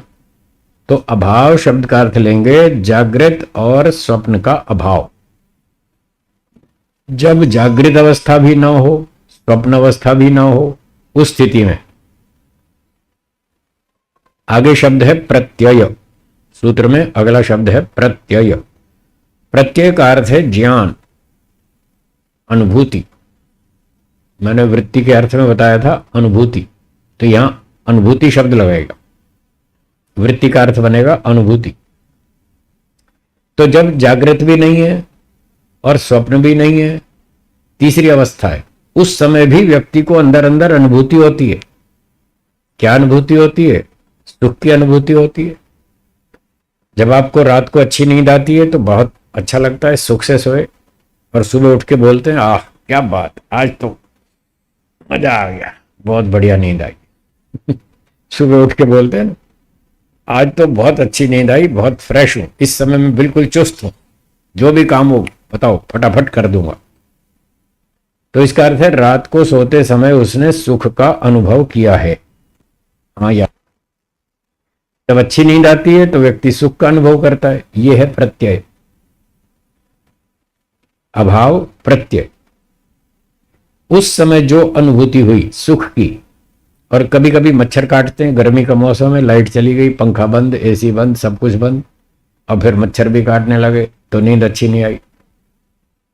बस ऐसे ही करवट बदलते रहे, फिर सुबह उठ के कहेंगे जी रात को मजा नहीं आया, अच्छी नींद नहीं आई, बस ऐसे ही करवट बदलते रहे, टाइम पास करते रहे, नींद तो आई नहीं। तो उस रात आप दुख से सोए। उस समय रात को सुख नहीं मिला। उस रात को जब लाइट वाइट चली गई तो व्यक्ति दुख का अनुभव करता है, और सुबह उठ के कहता है आज तो दुख से सोया, मजा नहीं आया। और एक तीसरी निद्रा और भी होती है जिसको बोलते हैं तमोगुणी निद्रा। जो सुख वाली थी वो सात्विक निद्रा थी, सत्वगुण सुख देता है, सुबह बताया था। प्रकृति का सत्वगुण आपको निद्रा में भी सुख देता है, खाने में भी, घूमने में भी, हर जगह पर। और समाधि में, संप्रज्ञात समाधि में भी सत्वगुण का ही सुख है। संप्रज्ञात तक सत्व का सुख मिलता है। तो जब सुख वाली निद्रा थी तो सात्विक निद्रा थी, जब दुख वाली निद्रा थी तो राजसिक निद्रा थी, रजोगुण दुख देता है। और तीसरी तामसिक निद्रा है, तमोगुणी। वो कैसी होती है? एक व्यक्ति बड़ी लंबी यात्रा करके आया, हैदराबाद से अहमदाबाद तक ट्रेन में आया, लंबी यात्रा थी, थक गया बेचारा, और फिर बोझा भी उठाना पड़ा, भार भी ज्यादा था, कोई साधन भी नहीं मिला, तो बुरी तरह थक गया। फिर वो आके सो गया। उसने कहा भाई मैं थका हुआ हूं, मुझसे बात मत करो, मुझे सोने दो, और उठाना नहीं, जब तक मैं नहीं उठूं तब तक उठाना नहीं, मुझे सोने दो अच्छी तरह, मैं पूरी कसर निकालूंगा, बहुत थक गया हूं। फिर वो सो गया। 8 घंटे हो गए, 10 घंटे हो गए, 12 घंटे हो गए, उठ ही नहीं रहा। फिर 12 घंटे बाद उसको पकड़ पकड़ के उठाया, भाई उठ, कब तक सोएगा? 12 घंटे तो हो गए, और कितना सोएगा? वो कहता है जाओ जाओ, मुझे सोना दो। ये तमोगुणी निद्रा है। 12 घंटे हो गए, उसको इतना होश नहीं आ रहा कि भाई कितना सोऊंगा, बहुत सो लिया, अब तो उठ जाऊं, अभी भी थकान बहुत है, उठने की इच्छा नहीं, जाओ जाओ सोने दो। तो ये तामसिक निद्रा है। ऐसे 3 तरह की निद्रा व्यास भाष्य में लिखी है। तो महर्षि पतंजलि कहते हैं जब व्यक्ति जाग भी नहीं रहा, स्वप्न भी नहीं देख रहा, तीसरी अवस्था में जो उसको अनुभूतियां हो रही हैं सुख दुख आदि की, और सुबह उठ के वो ऐसा बोलता है कि मैं सुख से सोया, दुख से सोया, आदि आदि, तो ये जो वृत्ति है, इस सूत्र में जानबूझकर वृत्ति शब्द दोबारा लिखा। अभाव प्रत्यय आलंबना वृत्ति। आलंबन का अर्थ है सहारा। इस अनुभूति के सहारे से होने वाली जो वृत्ति है, अब लोगों को डाउट हो गया पता नहीं ये वृत्ति है कि नहीं है। वृत्ति में तो आपने कहा था ज्ञान, वृत्ति का अर्थ है विचार। अब नींद में तो सारे विचार गायब है, विचार तो कुछ है ही नहीं, फिर ये वृत्ति कैसे हुई? इस शंका के निवारण के लिए पतंजलि महाराज ने जानबूझकर दोबारा वृत्ति शब्द लिखा, ताकि लोगों को यह संशय भ्रांति ना रहे कि यह वृत्ति माने कि ना माने। इसलिए जानबूझ के वृत्ति शब्द दोबारा डाला सूत्र में, और इसका नाम है निद्रा। तो ये निद्रा वृत्ति है, ये भी एक वृत्ति है। इसलिए हमने कहा था वृत्ति का एक अर्थ है अनुभूति, बताया था ना। तो यहां अनुभूति अर्थ लगेगा, वृत्ति का अर्थ है अनुभूति। तो निद्रा में भी हमें अनुभूतियां हो रही हैं, वो भी एक वृत्ति है। तो व्यास जी लिखते हैं जैसे बाकी वृत्तियों को रोकना है उपासना में, निद्रा को भी रोकना है, ये भी एक वृत्ति है। अगर निद्रा आ गई तो ध्यान छूट जाएगा, ध्यान करना है तो निद्रा को रोको। 2 काम एक साथ नहीं हो सकते, एक समय में एक ही काम होगा, इसलिए इसको रोको। आधा घंटा घंटा जितना ध्यान करना है, उस समय नींद नहीं आनी चाहिए। और कभी थकान ज्यादा हो और आप बैठ गए सुबह सुबह ध्यान करने, और फिर नींद आई, आप फिर सावधान हो गए, थोड़ा आचमन कर लिया, थोड़ा पानी छिड़क लिया, उसके बाद भी फिर नींद आ रही है, नहीं बैठ पा रहे, बार बार नींद आ रही है, तो इसका इलाज है आधा घंटा सो जाओ, ध्यान को करो बंद, पहले सो जाओ, उसकी समस्या निपटा लो, थोड़ा विश्राम हो जाएगा, सारी नींद दूर हो जाएगी, फिर दोबारा बैठो अच्छी तरह से। अब उस बैठने का क्या लाभ? झटके भी आ रहे हैं, ध्यान भी नहीं हो रहा, टाइम भी खराब हो रहा है, ना तो ध्यान ठीक हो रहा, ना नींद ठीक हो रही, 2 में से कुछ भी ठीक नहीं हो रहा, उससे क्या लाभ? कम से कम एक को तो ठीक कर लो, नींद तो ले लो कम से कम, फिर आधा घंटा घंटा सो जाओ, जब फ्रेश हो जाए फिर उठ के बैठो, फिर दोबारा ध्यान करो। तो इस तरह से करना चाहिए। ध्यान के समय निद्रा वृत्ति को रोकना है। हाँ जी ठीक है। चलिए अब एक सूत्र है 11वां, जिसमें 5वीं वृत्ति का उल्लेख है, स्मृति। 11वां सूत्र बोलिए। अनुभूत विषय असंप्रमोष स्मृति, ये स्मृति वृत्ति है 5वीं। अनुभूत विषय, अनुभूत का अर्थ है जिसका आपने अनुभव कर लिया। कई बार आपने आयुर्वेद की पुस्तकों में लिखा देखा होगा, उसमें नुस्खे लिखे रहते हैं ना, इस रोग का ये नुस्खा, घरेलू नुस्खे ऐसे लिखे रहते, फिर किसी किसी नुस्खे के नीचे लिखा रहता है ये अनुभूत प्रयोग है, ये प्रयोग अनुभूत है, इसका हम अनुभव करके देख चुके, बिल्कुल परफेक्ट है, बिल्कुल रिजल्ट वाला है, आप ये करेंगे जरूर रिजल्ट मिलेगा। तो अनुभूत का अर्थ है जिसका आपने अनुभव कर लिया। किसका अनुभव कर लिया? अगला शब्द है विषय। तो विषय रूप, रस, गंध, शब्द, स्पर्श, ये 5 विषय कहलाते हैं, 5 इंद्रियों के विषय, इनको विषय कहते हैं। अनुभूत विषय, जिन विषयों का अनुभव आपने इस जीवन में कर लिया, अब तक खा लिया, पी लिया, घूम लिया, फिर लिया, देख लिया, सुन लिया, सैर सपाटा कर लिया, जो भी 5 इंद्रियों के विषय भोग लिए, उसका नाम क्या? अनुभूत विषय। ठीक है, आपने दिल्ली देखी, बंबई देखा, कलकत्ता देखा, मैसूर देखा, बेंगलोर देखा, हैदराबाद देखा, आगरा देखा, ताजमहल देखा, जो भी सब देखा, ये सारा अनुभूत विषय है। तो कह रहे हैं अनुभूत विषय असंप्रमोष, इस शब्द के भी 4 टुकड़े करेंगे। अ, सम, प्र, मोश,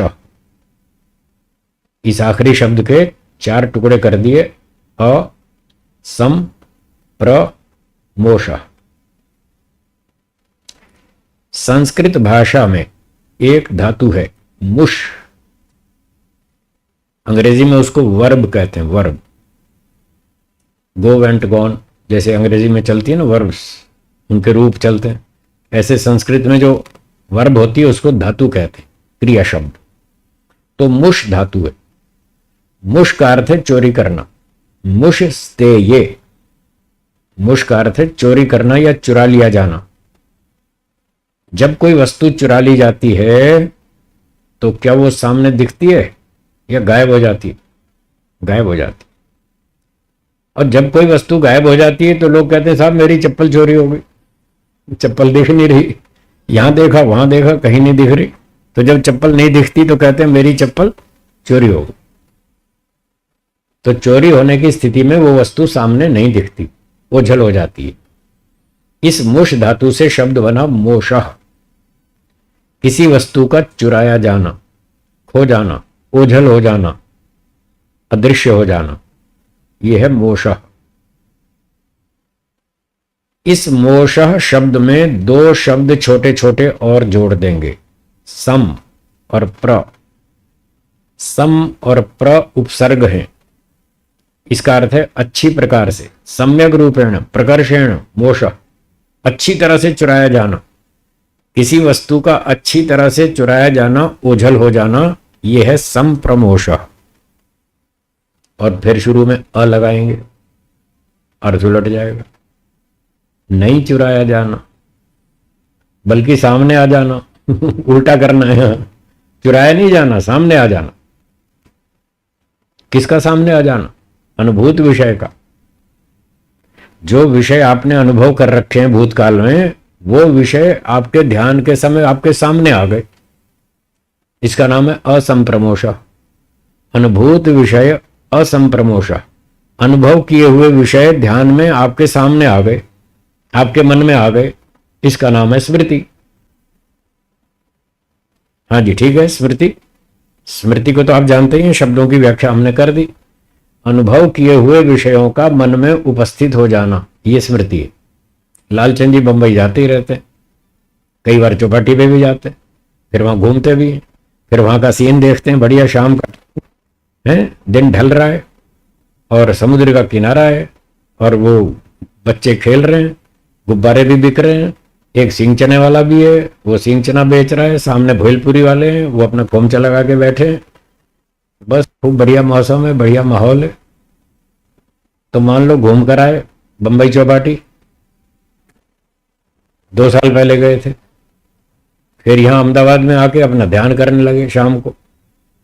ओम भूर्भुवः स्वः तत्सवितुर्वरेण्यम भर्गो, बस यहीं तक ही पहुंचे थे, बॉम्बे चौपाटी याद आ गई। और वो 2 साल पहले वाला पूरा फिल्म याद आ गई, पूरी सीनरी। बंबई चौपाटी है, शाम का समय है, समुद्री किनारा है, बच्चे खेल रहे हैं, गुब्बारे बिक रहे हैं, सींग चने वाला भी है, भेलपुरी भी बिक रही है, वो पूरा सीन याद आ जाएगा। इसका नाम है स्मृति वृत्ति। ये स्मृति सिर्फ लालचंद जी को नहीं आती, आप सबको आती है। हाँ, कभी आप अपने आप को बचा ले। सबको आती है। सबकी अपनी अपनी अनुभूतियां हैं, सबकी अपनी अपनी स्मृतियां हैं। किसी को शॉपिंग की स्मृति आती है, किसी को खाने पीने की, किसी को फैशन की, किसी को पार्टी की, किसी को डांस की, किसी को सैर सपाटे की, किसी को देश विदेश की। जहां जहां घूमे फिरे, खाया पिया, वो सारी बातें याद आती हैं। तो 2-3 मिनट तक वो स्मृति चलती रही बॉम्बे चौपाटी की। फिर ध्यान आया, अरे हम तो यहां अहमदाबाद में ईश्वर का ध्यान कर रहे थे, ये बंबई चौपाटी कैसे आ गई? हटाओ इसको। पतंजलि महाराज ने कहा था, योग चित्तवृत्ति निरोधा, चित्तवृत्तियों को रोको। चलो इस स्मृति को रोको, अब नहीं याद करना, अब ईश्वर का ध्यान करेंगे। फिर गायत्री मंत्र शुरू किया, ओम भूर्भुवः स्वः तत्सवितुर्वरेण्यम। अब की बार वरेण्यम तक ही पहुंचे, वो हैदराबाद की शुरू हो गई। वहां पर खुला चिड़ियाघर देखा था, हम तो पिंजरे में बंद थे, शेर खुले घूम रहे थे, वो याद आ गया। कभी देखा होगा 5-7 साल पहले वो चिड़ियाघर हैदराबाद का, वो याद आ गया। फिर 2-4 मिनट उन स्मृतियों में घूमते रहे, फिर ध्यान आया, रहे हम तो ध्यान कर रहे थे, नहीं तो वृत्ति आ गई, इसको बंद करो। फिर आपने बंद किया, फिर पाठ शुरू किया, थोड़ा सा एक पाठ किया, 2 मंत्र पाठ किया, शन्नो देवीरभिष्टय आपो भवन्तु बीतय। फिर दिल्ली इंडिया गेट की स्मृतियां शुरू हो गई। बस वो ऐसे ही सारा टाइम स्मृतियों में ही चला जाता है। हाँ या ना? क्यों जी? ऐसे ही होता है ना, वो आधा घंटा पौना घंटा पूरा निकल जाता है। और अगर आप शिविर में बैठे हो तो वहां तो घंटी भी बजती है कि समय पूरा हो गया, घंटी बजी, तो संध्या तो हुई नहीं, वो स्मृतियों में ही सारा समय निकल गया। जब घंटी बजी तो आपने कहा चलो भाई अब तो घंटी बज गई, अब तो कल ही करेंगे, अब तो खाना खा लो, खाने का समय हो गया। बस ऐसे ही चलता रहता है, सबके साथ ऐसा ही होता है। स्मृतियां आती रहती हैं, व्यक्ति उसको रोक नहीं पाता और सारा टाइम निकल जाता है। लोग कहते हैं जी 20-20 साल हो गए ध्यान करते हुए, पर ये मन तो टिकता नहीं। यही समस्या है, मन तो टिकता नहीं। सुबह बताया था क्यों नहीं टिकता, आपने उसको टिकाना सीखा ही नहीं, उसको रोकना सीखा नहीं, चलाना सीखा नहीं, ब्रेक लगाना सीखा नहीं, उसका अभ्यास किया नहीं, इसलिए वो टिकता नहीं। कार चलानी तो फटाफट सीख जाते हैं, स्कूटर चलाना सीख जाते हैं, दुकान चलाना सीख जाते हैं, मशीन चलाना सीख जाते हैं, कंप्यूटर चलाना सीख जाते हैं। उसमें रुचि है, उसमें समय लगाते हैं, उसमें मेहनत करते हैं, उसमें अभ्यास करते हैं, वो आप सीख जाते हैं। और ईश्वर में रुचि नहीं, बहुत थोड़ी है।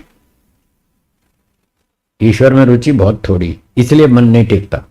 खाने में टिकता है, पीने में टिकता है, घूमने में टिकता है, टीवी में टिकता है, डांस में टिकता है, संगीत में टिकता है, सब जगह टिकता है, बस टिक इसीलिए नहीं टिकता कि उसमें रुचि बहुत थोड़ी है, 2-3%, 4%, 5%। अब ईश्वर में रुचि तो 4-5% और संसार में 95%। बताओ मन कहां भागेगा? संसार में। बस इसीलिए ये समस्या चलती। तो अब इसको कैसे रोकना है, थोड़ा सा प्रैक्टिकल करेंगे। अब प्रैक्टिकल का समय आ गया। चलिए कमर सीधी कर लेंगे, गर्दन सीधी, आंखें बंद।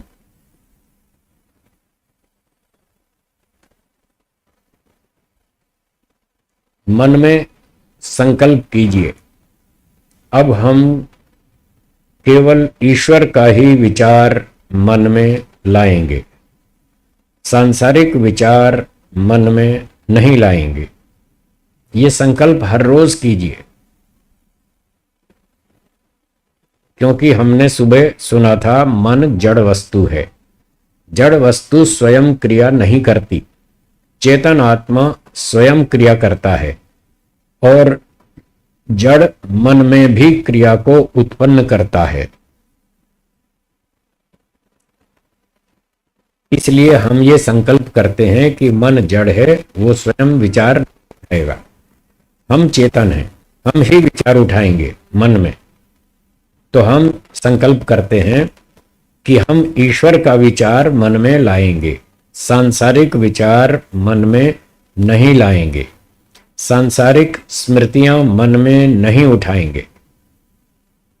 इन विचारों को, स्मृतियों को, सारी वृत्तियों को रोकने के लिए एक सरल उपाय है।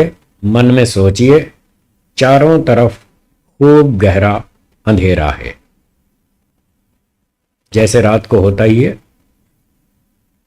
आप विचार कीजिए कि आप अपने घर में बैठे हैं, रात का समय है, अपने कमरे में बैठे हैं, 12 बजे का समय है, खिड़की दरवाजे सब बंद, लाइट्स ऑफ, सारी बत्तियां बुझा दी, घुप अंधेरा, खूब गहरा अंधेरा। ऐसा सोचिए,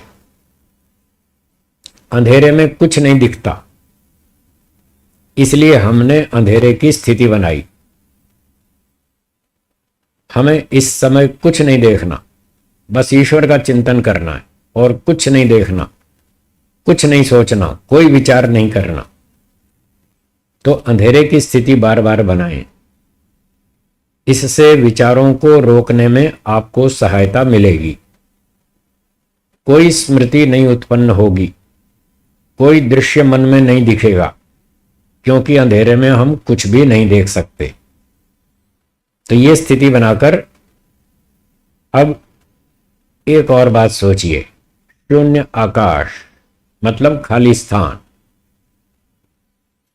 शून्य आकाश का विचार करें, खाली स्थान, स्पेस। इस आकाश में ईश्वर का चिंतन करेंगे। 6 वाक्य मेरे पीछे पीछे दोहराइए। हे ईश्वर, आप एक हैं, आप सर्वव्यापक हैं, आप निराकार हैं, आप चेतन अर्थात सर्वज्ञ हैं,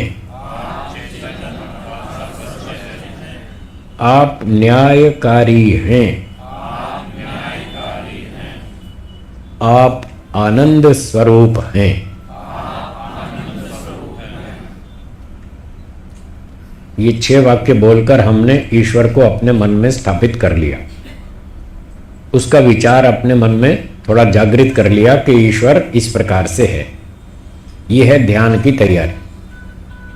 इतनी तैयारी करके अब एक छोटे मंत्र से हम ईश्वर का ध्यान करेंगे। मैं मंत्र बोलता हूं, आप इसे सुनिए और बाद में दोहराइए। ओम न्यायकारी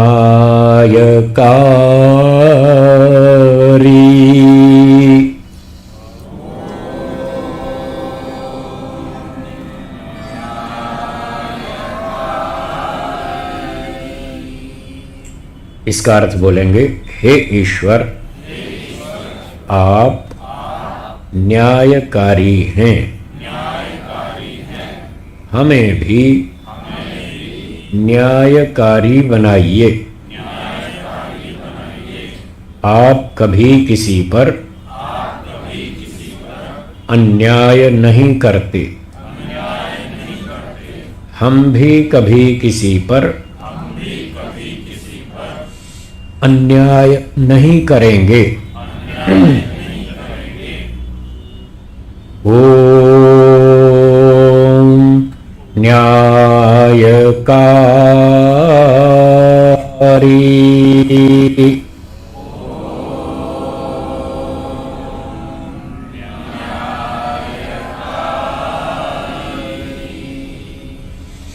हे ईश्वर,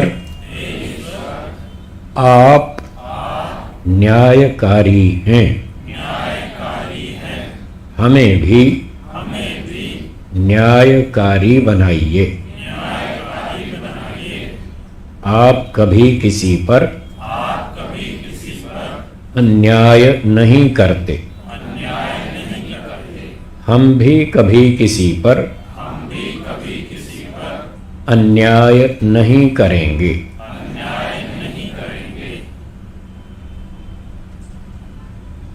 ओम आनंद।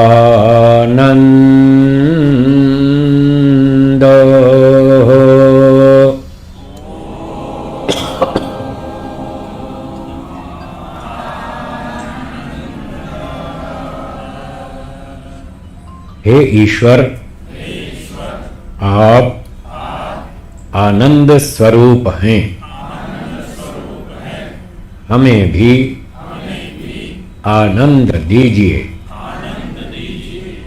आप कभी भी दुखी नहीं होते।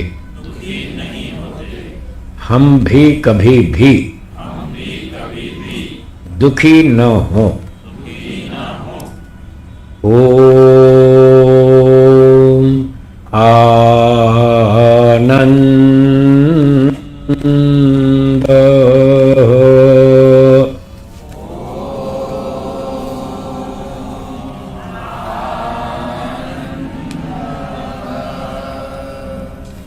हे ईश्वर, आप आनंद स्वरूप हैं।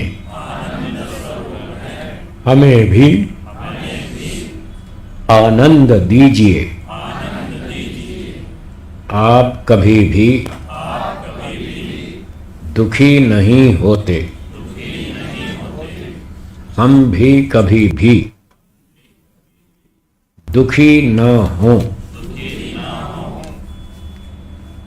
इस प्रकार से छोटे छोटे मंत्रों से ईश्वर का ध्यान करना चाहिए। कम से कम 15-20 मिनट सुबह करें। ऐसे ही शाम को भी 15-20 मिनट ईश्वर का ध्यान करें। अधिक करें तो और भी अच्छा है। आधा घंटा, पौना घंटा, 1 घंटा भी कर सकते हैं। जिसको पास समय हो, रुचि हो, वो अधिक समय भी ध्यान में लगाएं। ये तो छोटा सा ओम का जप था। इसके बाद लंबा समय बैठना हो तो गायत्री मंत्र है, ओम भूर्भुवः स्वः। इस मंत्र से ईश्वर का ध्यान करें। बार बार इस मंत्र को दोहराएं। इस मंत्र का अर्थ भी दोहराएं। अर्थ सहित ध्यान करें, मंत्रों का पाठ करें, तो आपको विशेष लाभ होगा। फिर 1 घंटा बैठना हो तो आगे वैदिक संध्या के मंत्र हैं, ओम शन्नो देवी रविष्टय इत्यादि। तो इन मंत्रों से भी ईश्वर का ध्यान कर सकते हैं। अब दोनों हाथों को थोड़ा सा रगड़िए आपस में। 4-5 बार हथेलियों को आंखों पर घुमाइए। थोड़ा पलकों को सहलाइए। हथेलियों से कप बनाकर आंखों को ढक लीजिए।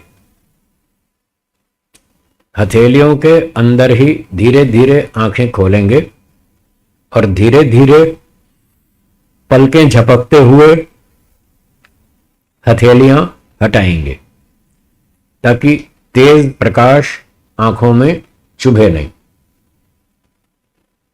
इसका इतना ही उद्देश्य है। धीरे धीरे आंखें खोलें ताकि लाइट आंखों में ना चुभे। यह है महर्षि पतंजलि का योग। थोड़ा समय शंका समाधान के लिए है। जिनके पास प्रश्न हो मुझे भेज दीजिए। उन प्रश्नों के उत्तर देने का प्रयास करेंगे।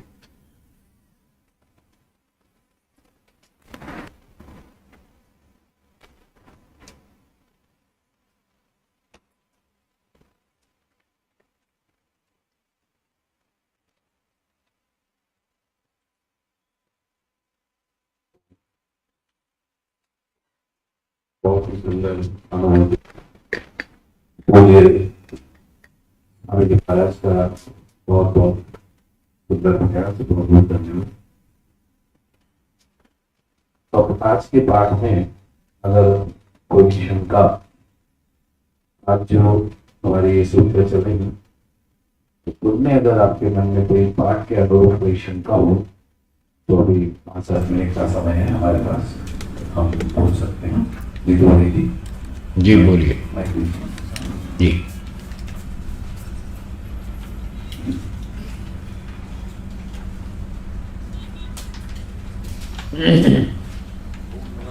नमस्ते, स्विच ऑन कर रही है। जी।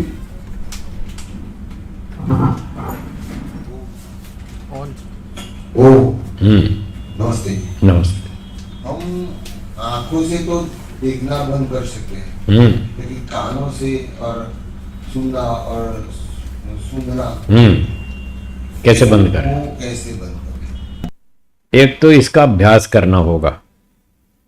संकल्प करें, अब मुझे कुछ नहीं सुनना है, बाहर की बात सुननी ही नहीं है, ऐसा रोज संकल्प करें ध्यान के समय। तो आपका मन कान के साथ नहीं जुड़ेगा। जब तक आपका मन कान के साथ नहीं जुड़ेगा तब तक आपको कुछ भी सुनाई नहीं देगा। मन को इंद्रियों से हटा लीजिए तो फिर कोई कुछ ग्रहण नहीं होगा, और नासिका से भी गंध का पता नहीं चलेगा।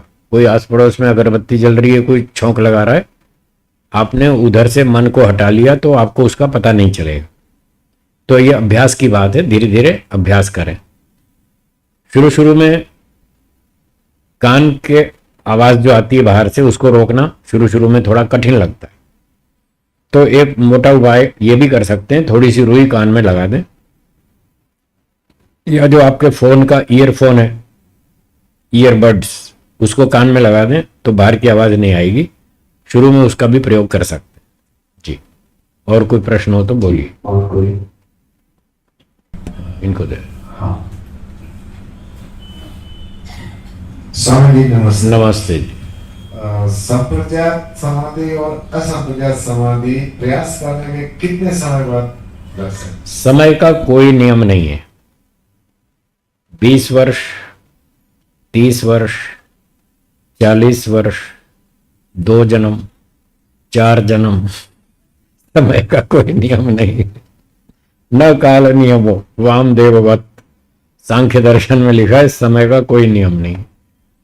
जिसने पहले तपस्या की है उसको 5-10 साल में भी लग जाए, वैराग्य हो जाए तो जल्दी भी लग जाए, और वैराग्य नहीं हुआ तो 20 साल लगे, 30 साल, 50 साल भी लग जाए, सारे जन्म में भी ना हो। वो तो योग्यता पर आधारित जी। और कोई प्रश्न हो तो बताइए। हाँ जी। आज के पाठ के अनुरूप अगर किसी का प्रश्न हो, कोई बात समझ में ना आई हो,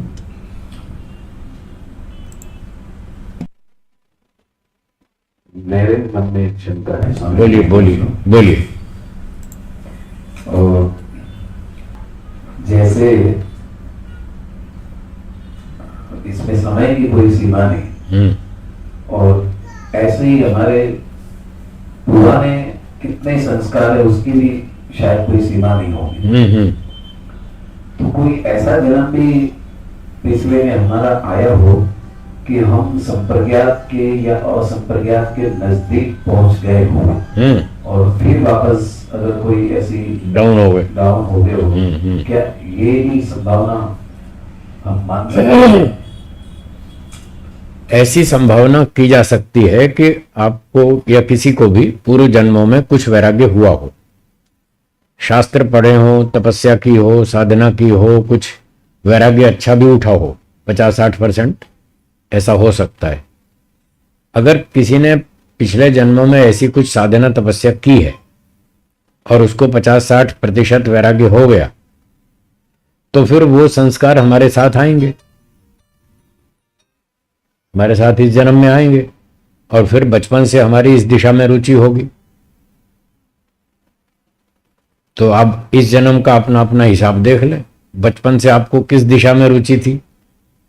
जिसकी रुचि अध्यात्म में हो बचपन से, कुछ परिवार भी ऐसा हो, माता पिता भी ऐसे हों, पारिवारिक संस्कार भी ऐसे मिले हों, तो ये संभावना की जा सकती है कि पिछले जन्मों में उसने कुछ मेहनत की है, कुछ तपस्या की है, कुछ अच्छे भी कर्म किए हैं, जिसकी वजह से उसको इस जन्म में ऐसा परिवार, ऐसे माता पिता मिले जो बचपन से उसको इस दिशा में प्रेरित करते हैं। और अगर बचपन इस तरह का नहीं रहा, ऐसा परिवार नहीं मिला, तो समझना चाहिए कि कम साधना की है, थोड़ी की है। तो संभावना तो हो सकती है, वो बचपन से भी पता चल जाता है कैसा परिवार मिला, कैसे उसकी रुचि है, कैसे संस्कार हैं, उससे हम मोटी मोटी संभावना कर सकते हैं। हाँ, हो सकती है, बिल्कुल कर सकते हैं।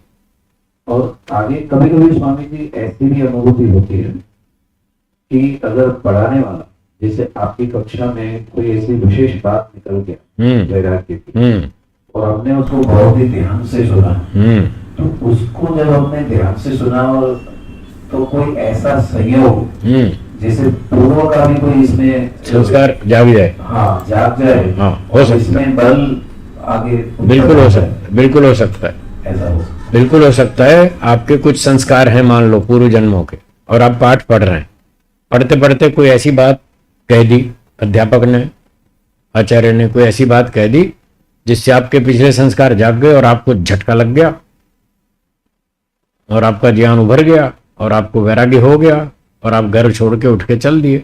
ऐसा भी हो सकता है, ऐसा भी हो सकता है। संसार की घटनाओं को देख करके भी होता है।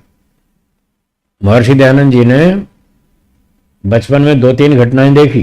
जी पहली तो चूहे वाली घटना देखी, मंदिर में चूहा जो है मिठाई खा रहा था शिव जी की मूर्ति पे, ठीक है, घटना याद है ना। जी तो एक घटना तो ये देखी, दूसरी बहन की मृत्यु देखी, उससे उनको झटका लगा। तीसरी चाचा जी की मृत्यु देखी, उससे जोरदार झटका लगा। तो 3 घटनाएं देखी, उनको वैराग्य हो गया, निकल लिए घर छोड़ के। तो घटनाओं से भी होता है, पाठ पढ़ने से भी होता है, चिंतन मनन से भी होता है, बहुत तरीके हैं। जिसका संस्कार होगा वही जागेगा, जिसका पिछला संस्कार नहीं है। एक दिन एक वहां व्यक्ति प्रवचन कर रहे थे हरियाणा में, वो ऐसे लोगों को थोड़ा जोश दिला रहे थे। वो क्या बोले, महर्षि दयानंद जी ने एक छोटे से चूहे को देखा और उनको तत्व ज्ञान हो गया। आप लोग रोज इतने बड़े बड़े ऊंट देखते हो तब भी आपको ज्ञान नहीं होता।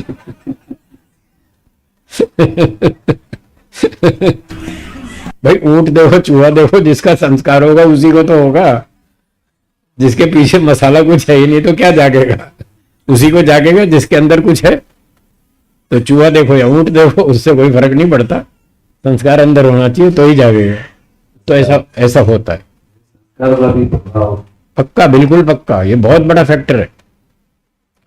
जिसने पीछे तपस्या की है, शास्त्रों का अध्ययन किया है, अध्यात्म में मेहनत की है, उसके अंदर संस्कार होगा। और जिसके संस्कार होंगे वही प्रगति करेगा। हाँ, पीछे की तपस्या कम है तो इस बार भी वो कम प्रगति होगी, बहुत मेहनत करनी पड़ेगी। और पिछले संस्कार अधिक हैं, खूब सारे हैं, तो अब थोड़ी मेहनत से भी वो फटाफट आगे भागेगा। और ज्यादा मेहनत करेगा तो बहुत ऊंचा जाएगा। वो वर्तमान की मेहनत एक बात, पिछले संस्कार बहुत बड़ा फैक्टर है, बहुत बड़ा सहयोगी कारण है, वो दूसरी बात। तो 2 चीजें तो हमारे अपने हाथ में, एक तो हमारी पिछली मेहनत और एक वर्तमान की मेहनत, 2 तो हमारे हाथ में। और 3 ऊपर से हैं, माता पिता आचार्य, मातृमान पितृमान आचार्यवान पुरुषो वेद, ये सुन रखा है आपने। तो माता पिता आचार्य 3 अच्छे मिल जाएं और अपने पिछले संस्कार भी हों और इस जन्म में व्यक्ति जम के मेहनत करे, वो चढ़ जाएगा, आकाश में चढ़ जाएगा, उसकी अच्छी उन्नति हो जाएगी। तो स्वामी जी इसका मतलब ये है कि संस्कार अगर पिछले हैं और मान लो पिछले ना भी हो तो वर्तमान के समय में पुरुषार्थ करके उसको बनाया भी नहीं जा सकता। बिल्कुल बनाया जा सकता है। मैं तो सारे फैक्टर बता रहा हूं। जितने पॉजिटिव फैक्टर होंगे उतनी प्रगति ज्यादा होगी, पीछे के भी वर्तमान के भी। अगर पीछे के हैं तो अच्छी प्रगति होगी, पीछे के कम है तो वर्तमान में मेहनत ज्यादा करनी पड़ेगी, फिर आगे बढ़ेंगे। पढ़ना तो पड़ेगा ही, तपस्या तो करनी पड़ेगी, बिल्कुल हो सकता है। जैसे योग विद्या के संस्कार हुए, ऐसे ही अगर हमारे मन में उल्टे संस्कार हैं, वो भी अपना चमत्कार दिखाएंगे, उल्टे संस्कार हैं, वो गलत दिशा में ले जाएंगे। तो जैसे वो उल्टे संस्कार अगर पीछे के हैं और हमें किसी गलत के लिए धक्का दे रहे हैं, हाँ, तो हम जैसे संस्कार बनते हैं ऐसे उसको मार भी सकते हैं, ये भी तो सब है। बिल्कुल मार सकते हैं, मेहनत करके यही करना है। जी जी, पुराने बुरे संस्कारों को मारना है, मारना। अच्छे पुराने संस्कारों को जगाना है और नई मेहनत करके नए संस्कार अच्छे बढ़ाने हैं और बुराई से बचना है ताकि नए बुरे संस्कार ना बने। ये काम करना जी। बुरे संस्कार मिट भी सकते हैं। हाँ, बिल्कुल मिट सकते हैं, बिल्कुल मिट सकते हैं। उपाध्याय जी वो पूछ रहे हैं कुछ, जी जी, हाँ बोलिए। नमस्ते।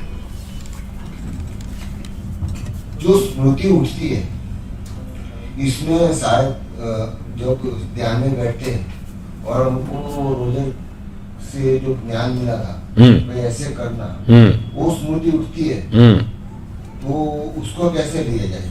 अगर आप ध्यान कर रहे हैं ईश्वर का और बीच में कोई पुराना पाठ याद आता है, कोई पुरानी घटना याद आती है, कोई आपको क्लास का लेसन याद आता है कि वहां हमने ये पढ़ा था इस तरह से, तो वो जो स्मृति उठती है वो आपके ध्यान में बाधक बनेगी, हाँ या ना? जो बाधक बनेगी वो स्मृति वृत्ति है, उसको रोकना है। चाहे आपने अच्छी बात भी सीखी थी, पाठ ही सीखा था, दर्शन ही पढ़ा था, इस समय वो बाधक है, उपासना में बाधक है, इस समय वो वृत्ति है, इस समय उसको रोकना है। व्यवहार काल में स्मृति का लाभ उठाना है। अब व्यवहार में जब उपासना नहीं कर रहे, घर में फालतू बैठे खाली समय में, अब पाठ याद कर लो कि रोजड़ में क्या सीखा था हमने, स्वामी सत्यपति जी महाराज ने क्या सिखाया, आचार्य जैनेश्वर जी ने क्या सिखाया, स्वामी विवेकानंद जी ने क्या सिखाया, फलाने विद्वान ने क्या सिखाया, अब बैठ करके उसका लाभ उठाइए तो ठीक है। वो स्मृति व्यवहार काल में उपयोगी, ध्यान उपासना में बाधक, उस समय बंद रखना। ठीक, एक पीछे से हाँ बोलिए, हाँ माइक दीजिए। माइक दीजिए। दो प्रश्न हो रहे हैं, वो ले लो। जी। संप्रज्ञात समाधि में कोई भी योगी जब योग निष्ठ होकर के उस आत्म तत्व का जो चिंतन करता है या आत्म तत्व में लीन हो जाता है, तो आत्मा का उस समय स्वरूप क्या होता है? Number first. नंबर दूसरा है कि आज संप्रज्ञात समाधि में जब कोई योगी योग युक्त होकर के उस महातत्व में, उस परमात्मा तत्व में लीन हो जाता है, तो उस समय परमात्मा के किस तत्व का अनुभव करता है, उसका उस परमात्मा के तत्व का स्वरूप क्या है? क्या आत्म तत्व और परमात्मा तत्व दोनों समान है, या आत्म तत्व की स्थिति में जब संप्रज्ञात में योगी पहुंचता है, उस आत्म तत्व का विकास होते होते होते होते उस परम विराट चैतन्य परमात्मा में, ईश्वर में लीन होकर के वो दोनों समान हो जाता है? जैसे कबीर ने कहा कि हेरत हेरत हे सखी कबीरा गया हेराए, और बूंद समानी समुद्र में सोकत घेरी जाए। जी। तो आत्मा जब संप्रज्ञात समाधि में अपने स्वरूप का अनुभव करता है, तो वो ये महसूस करता है कि मैं बहुत छोटा हूं, अणुमात्र बहुत छोटा हूं, मैं चेतन हूं, मैं कर्म करने में स्वतंत्र हूं और अल्पज्ञ हूं, अल्प शक्तिमान हूं। मैं अच्छे कर्म करता हूं, कभी बुरे भी कर लेता हूं। जब अच्छे करता हूं तो ईश्वर मुझे सुख देता है, बुरे करता हूं तो ईश्वर दंड देता है, पशु पक्षी बना देता है। तो ऐसे में बार बार जन्म लेता रहता हूं, और जब बहुत अच्छे सारे काम ठीक ठीक करता हूं और अपनी अविद्या आदि का मेरा नाश हो जाता है, अविद्या आदि का नाश हो जाता है, तो मेरा मोक्ष हो जाता है। इस तरह से उसको अपनी अनुभूति होती है। ये संप्रज्ञात समाधि में आत्म तत्व की अनुभूति का स्तर है। जब असंप्रज्ञात में ईश्वर की अनुभूति करता है, तो उसे ये महसूस होता है कि हम आत्माएं तो बहुत सारी हैं, ईश्वर एक ही है। वो सर्वव्यापक है, निराकार है, चेतन है, सर्वज्ञ है, सर्वशक्तिमान है, न्यायकारी है, हमारा माता पिता गुरु आचार्य राजा और न्यायाधीश है। वही दुनिया को बनाता है, वही चलाता है, वही मिटाता है, वही सबका मालिक है, सबके कर्मों का अध्यक्ष है, और हम उसकी कृपा के बिना कुछ भी नहीं कर सकते। पर उसका अस्तित्व ईश्वर से अलग रहता है। आत्मा ईश्वर का अंश नहीं है। जिन लोगों ने ये बात फैलाई वो ठीक नहीं है कि आत्मा परमात्मा सब एक ही है। ये सब गलत बात है, झूठ है। आत्मा अलग है, ईश्वर अलग है, दोनों का अस्तित्व अलग है, दोनों अनादि हैं, दोनों चेतन जरूर है, कुछ बातें मिलती हैं इनकी, फिर भी दोनों का अस्तित्व अलग अलग है। दोनों में क्या क्या अंतर है, उसके गुणों का थोड़ा थोड़ा अंतर सुनिए, और आप भी बताइए। आप भी सोचते रहते हैं, थोड़ा आप भी बोलिए। क्या ईश्वर कभी दुखी होता है? नहीं। नहीं होता। क्या आत्मा दुखी होता है? जी। हाँ या ना? हाँ। आत्मा दुखी होता है। आप कहेंगे जी आत्मा दुखी नहीं होता। कौन दुखी होता है? कौन दुखी होता है?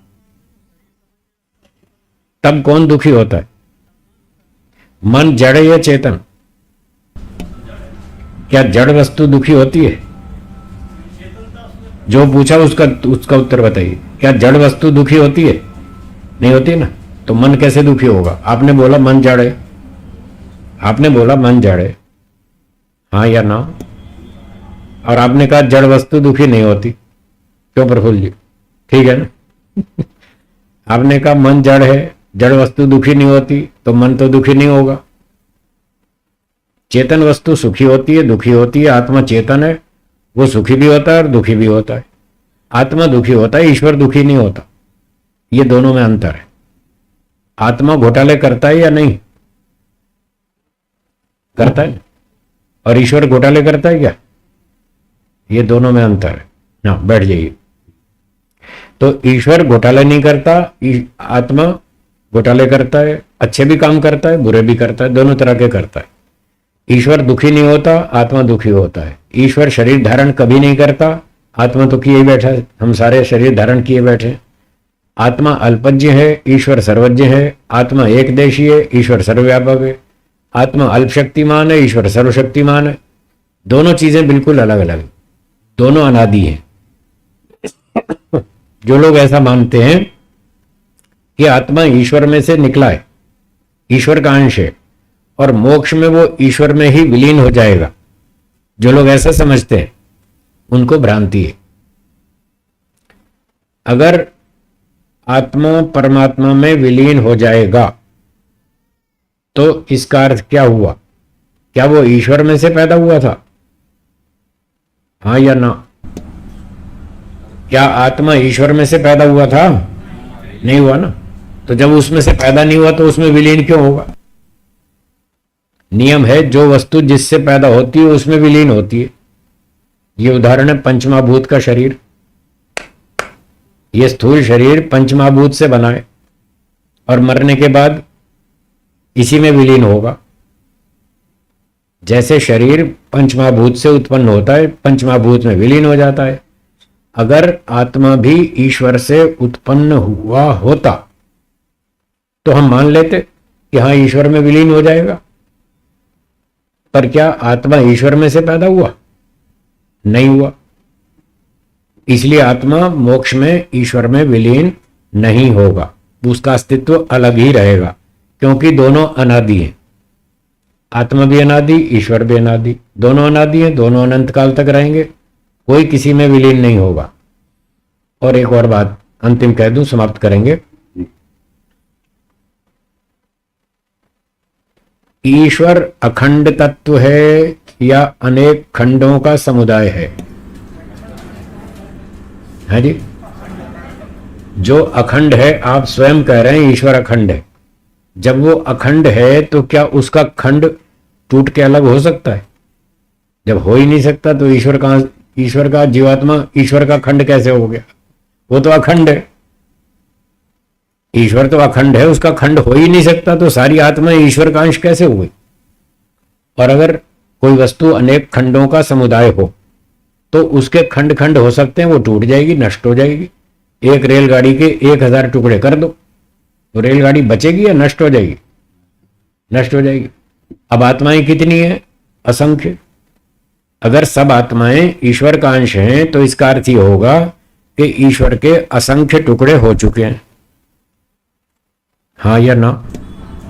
और जिस चीज के 1000 टुकड़े हो जाए वही नष्ट हो जाती है, तो ईश्वर के तो असंख्य टुकड़े हो चुके, फिर ईश्वर बचेगा या नष्ट हो जाएगा?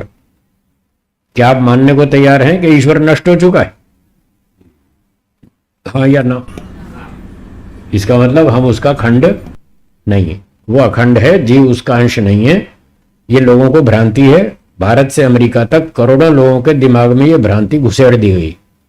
इसको दिमाग से निकाल दे, ये झूठ है। चलिए विराम। हाँ और लीजिए, बोलिए बोलिए बोलिए। ये माइक चालू करिए। स्वामी जी प्रणाम जी। स्वामी जी, मेरा प्रश्न ध्यान को लेकर है। ध्यान जो है वो काफी ध्यान के बारे में सुना है कि ध्यान करने से ऊर्जा, नई चेतना और काफी एक नया एहसास होता है। हाँ जी, हाँ जी। तो ध्यान के कितने प्रकार, सबसे सरल ध्यान कौन सा है? अभी जो हमने कराया था आप थे उस समय, जी जी जी। बस ये सबसे सरल है, इजीएस्ट, इससे सरल और कोई पद्धति नहीं है, और ये महर्षि पतंजलि ने बताई। तो ध्यान की एक ही पद्धति है, सबसे सरल यही है, इसका अभ्यास करें, धीरे धीरे आपको कुछ समय अभ्यास करने के बाद इसका लाभ दिखेगा। से जो संस्कार है वो भी पैदा होते हैं, जो अच्छे संस्कार बनते हैं, ध्यान करने से अच्छे संस्कार बनेंगे, बुरे संस्कार दबेंगे, कमजोर पड़ेंगे, धीरे धीरे वो समाप्त हो जाएंगे। तो ध्यान अवश्य करें। धन्यवाद। एक बार तालियों की गड़गड़ाहट के साथ मुझे स्वामी जी महाराज का बहुत बहुत धन्यवाद है। मानव